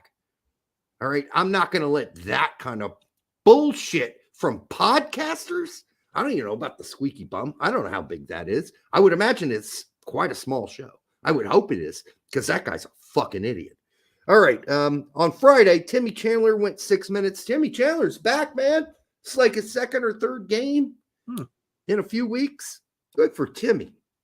Toljan went 90 in a tie. Yeah, but Sassuolo is in 19th. They are looking at a drop, which means Toljan might be looking at a new job or a new place to go. However, I don't know where he's going to go. We have still not considered him, even though he can play left back and right back. And we've never even, as far as I know, even inquired about his services. Although he had a big injury through a lot of the season. Zahir Al-Islam for St. Truden went 32 in a win. So he kind of lost his starting spot after a bunch of spotty starts where he didn't score or get an assist for St. Truden. Emma Swine didn't dress for Werder Bremen after actually playing a few minutes for Werder in the last game, which is amazing. It's another American that's on I don't know what it was. They were just testing the waters, throwing him out there for like 10 minutes and see if he didn't have a conniption or, whatever. But he didn't even dress this time. John Hilton, 90, and Osadina, 45 for Dordrecht in the second division in the Netherlands. That team is now, and that was a win, that team is now in fourth. So they are in the promotion conversation in Holland. 2 young American kids, right? And then we've got Justin Che is apparently injured. It's 2 games in a row. He has not played for ADO. Yeah, but that could be a lost cause. So I don't know. I hope it's not, but it looks bad for Justin Che. Saturday, we got Chris Richards, who's injured. Jedi went 90. Ream was in the 18. I think Ream might get a start here soon because the back two in the last handful of games for Fulham, not looking great. Not looking good. Tosin and Bassi were hot for a while. That hotness is worn off. It's worn off. Josh Sargent, 90 and a win. They're currently in 6th. Haji Wright, 89, a goal and a win. And they're now in 7th. Haji's on fire. Great goal. Great goal. Matthew Hoppy did not dress. He dressed for the U21s. Reggie Cannon was in the 18. That story at QPR is over for Reggie Cannon. He started a handful of games and then was benched, and he's never seen time since. Lyndon Gooch is back to being injured again. I mean, there's another guy that's just injured constantly. Yeah. Lyndon Gooch is like, yeah, he's riddled with injuries. Dwayne Holmes in the 18, which is really weird because he played the last game, played really, really well, got a goal. And now this game, he's in the 18, doesn't play for Preston North End. Not sure what the fuck's going on there. Emmanuel Sabi got 90 in a tie. He, I think he had a penalty kick goal. Good for him. Brendan Aronson, 80 minutes and a loss, but 80 decent minutes again. This is 3 straight games in a row that I would say Aronson played well. He played great, good, and well. Not like the shit we saw before. Leonard Maloney, 90 minutes in a win versus Bayern München. Fuck Bayern, fuck Tuchel, fuck Tuchel. You go, Leonard. 90 minutes. That was awesome 90 minutes. Cut down the lanes. Fucking totally strangled the fucking Bayern. Although, yes, Harry Kane should have had at least 2 other goals. But still, I loved watching that game. I was cheering on Heidenheim. They beat Thomas Tuchel and Bayern. I just feel bad for Harry Kane, but that's it. It's just nice that Heidenheim's finally broken their winless streak. Yeah. Lots of ties lately, but not a lot of wins. But there are a lot of losses, yeah. This win put them totally out. Not mathematically, but pretty much totally. It would take a miracle for them to get relegated at this point. A miracle. They're 10 points up for relegation at this point, yeah. Right. Christian Pulisic, 62 minutes and a goal. Great goal, by the way, and a win for AC Milan. Musa only went 30. And again, Musa's great at carrying the ball. Just not great at passing it like to somebody who's open and in the final third. And that's just a part of his game. He's just got to fix. Something's got to go change there for Musa. Mark McKenzie, 90 minutes and a win. Malik Tillman, 2 assists in 90 minutes in a big, like, hey, we just lost the last game and we're pissed off kind of game versus Aze. And they kicked the shit out of Aze. Serginho Dest had an assist as well, and they won that game. Pepe, as we mentioned before, did not dress, but Richie Ledesma made it on the bench again. Didn't play, but he's over there keeping the seat warm for somebody. Anthony Fontana in the 18 for Zwolle. Your homeboy, Alex Mendez, in the 18 for Zala. Benji Michel did not dress for Aruka. Then we got Fabian Hertzler, actually lost for St. Pauli, but they're still in first. But I just want to see Fabian do well. Novakovic, 85 for Lecco in a tie. Lecco currently stand absolutely dead drop 0 last place in Serie B. They will be going down. That seems to be Novakovic's curse wherever he goes. Go ahead, Brett. Were you going to say something? I was giving a chortle. On Saturday, Lund went 90 for Palermo in a tie. They're currently in 6th. Nicholas Gioacchini, 13 minutes for Como. Oh, Como. They're in 2nd. So it looks like Nicholas will be going up with this team. And he's getting more minutes. He's getting like a little spot minutes here at the end of the games. Dante Polvara, 20 minutes for Aberdeen. They're in a tie. They're currently 9th. Hey, our team, Brett, the team we are part owners of, the Caledonian Braves. That's like the first time we brought them up since we bought stock. I know. They're currently 12th out of 18 teams in the 5th tier. That's the Highland and Lowland table in Scotland. So our investment is at least keeping them up in this league so far. We haven't really gone through and watched any of the games. We need to reach out to them and see if they'd allow us to stream one of the games. Oh no, that's my fault. They send us links for that. No. We should reach out to them to see if it'd be okay for us to stream out, like to display it, and people could actually watch along with us. Oh no, they would love that. That's what I'm saying. We need to reach out to them. That'd be a no, lot of fun. They would encourage it. Trust me. That's what I'm saying. Let's do it. I would love to get it in here. We could just have a bit of fun watching the game. Go Caledonian Braves. I have watched a couple of their games. There's like 50 fans in the stands. It's hilarious shit. Yeah, Tyler Adams did not dress, of which we've already talked about. Trusty 87 in a tie versus Chelsea. Yeah, pretty good stuff from Trusty in this game overall. It's probably one of the better games he's ever played. But let's not forget that Chelsea suck. Gio Reyna, 9 minutes, as we discussed. Matt Turner in the 18 didn't play. Balogun, 13 minutes, we discussed earlier, didn't have a great game. Man, just couldn't beat a guy in that game. Brooks, 30 minutes in a win. So he's back from the red card, so they're easing him back into the starting lineup. Pfok, 2 minutes. Scally, 2 minutes in a win for Mönchengladbach. A win they had nothing to do with either of them. And then Paredes was going to be on the other side for Wolfsburg, but he did not dress. Apparently, he has a rash on his left testicle that kept him out of the game. McKennie, 90 minutes and what should have been an assist, but it was offsides. It was a beautiful header. Anyhow, pretty good game for McKennie. Too much of the game, however, I was thinking, pass it to McKennie. I sat there, pass it to McKennie. He's open. Pass it to McKennie. He's open. Nope. They went the other side of the field. And then it's painful. Listen, let me phrase this properly, I guess. It's painful for me to have to sit here and listen to you talk about the games that I wanted to watch. I know. And I can't partake in this conversation at all. Because you were on. What you're saying isn't painful. It's painful for me because I wanted to be able to sit here and converse back and forth. Oh, shoot, shit. Oh, that one play with McKinney, blah, blah. I'm like, sucks. Hey, man, that's what happens when you go to the pegging festival, you know? Stupid vacations. The International Pegging Festival. All right, let's move on. Oh, boy. Then we had Reynolds, 90 minutes, and Yao, 62, in a loss for Westerlo.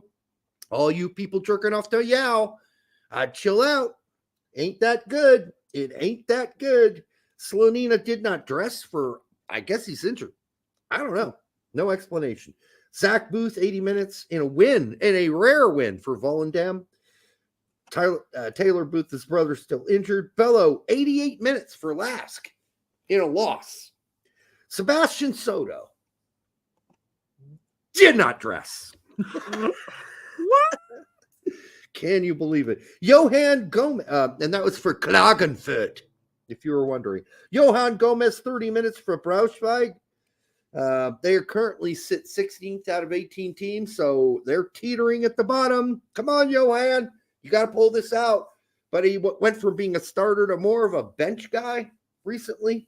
Max Dietz, 58 minutes in a loss for Greuther Fürth. They've now dropped all the way down to 8th. And that was a loss to Osnabrück, who is the last place team in 2 Bundesliga. Now, since Julian Green has been injured and out of the lineup, they have sucked. They have looked way worse. So actually, you could say Julian Green is important to the team. I mean, this is going back to the days when he was on loan to Stuttgart and the coach would say, yeah, when Julian Green's on the pitch, it's like having 10 players. Well, they're playing like they got 10 players now, Greuther Fürth, without Julian Green. They look really bad against the worst team in Bundesliga 2. And they were fighting for promotion, and that looks to be out of the picture now since Julian Green's injury. Caleb Stanko went 45 in Greece for Lamia. Busio, 63 minutes. Tessman, 90 minutes in a tie versus Ascoli, which is a shame. because Ascoli is one of the worst teams in Serie B. They are, I think, what are they, 18th in the league? Venezia still 4th, but that's a team, that's a must win. That's a must win. You got to win that game if you're Venezia. You're teetering out of the, just looking outside here maybe, a promotion or even the promotion playoffs. Sad. Vasquez went 30 for Monterrey in a loss. Cade Cowell went 56 in a win for Chivas. CCV went 90 in a tie with Rangers. That was a 3-3 game. I didn't watch it all, but I watched parts of it. It was intense. Conrad did not dress for Ibar. Why? Don't know. Is it still the same syphilis elbow problem that he had earlier in the season? We're not sure. Shout outs. Oh, Monday, Gideon Zalalem went 77 for Den Bosch in the 2nd division in Holland versus Ajax 2. In a win. They won that game. MLS shout outs. Frankie Amaya, a goal for Red Bull. Aiden Morris, a goal for Columbus. Jared Stroud, an assist for DC United.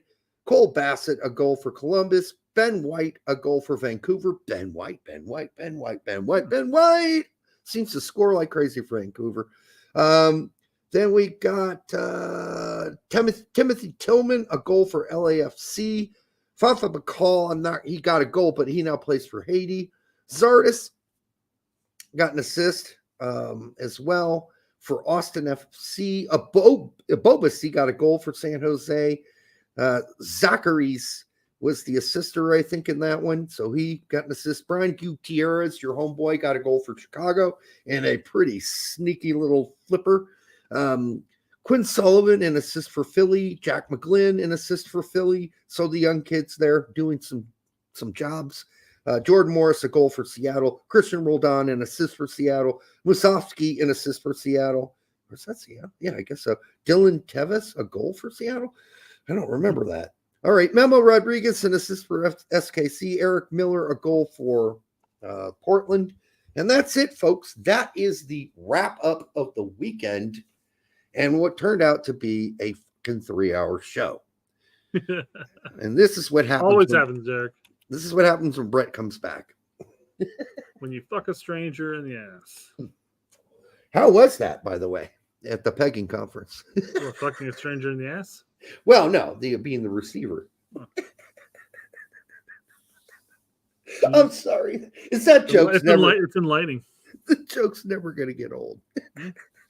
That and where you meet people in public parks and give them reach arounds. Well, of course.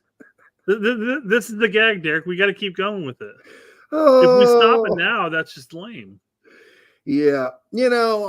People can cut out that part of the show, by the way, where I was gargling fucking yeah. brain is nuts tonight. I'll deep throat that shit. I'll take it all the way down. I don't care.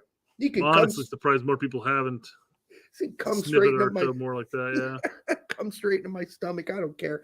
That character disappeared, by the way, in the chat. He was there for a while, but after we embraced sucking his cock, he's like, still there for a bit, yeah. Oh, was he? Okay. Yeah, he's still there. Like, oh, these guys like that stuff. Okay. No, I mean, we're both married men, but hey, if you're talking metaphors, I'm all there.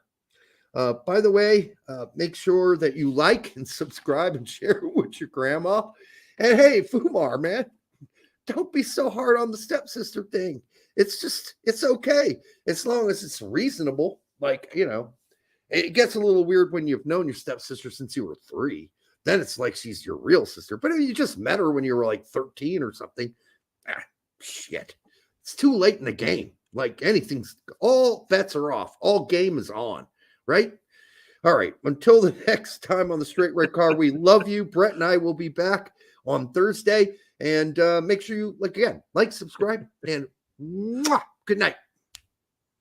Oh, I better stop this. Yeah, I was going to say what. Oh, hold on, folks. Hold on.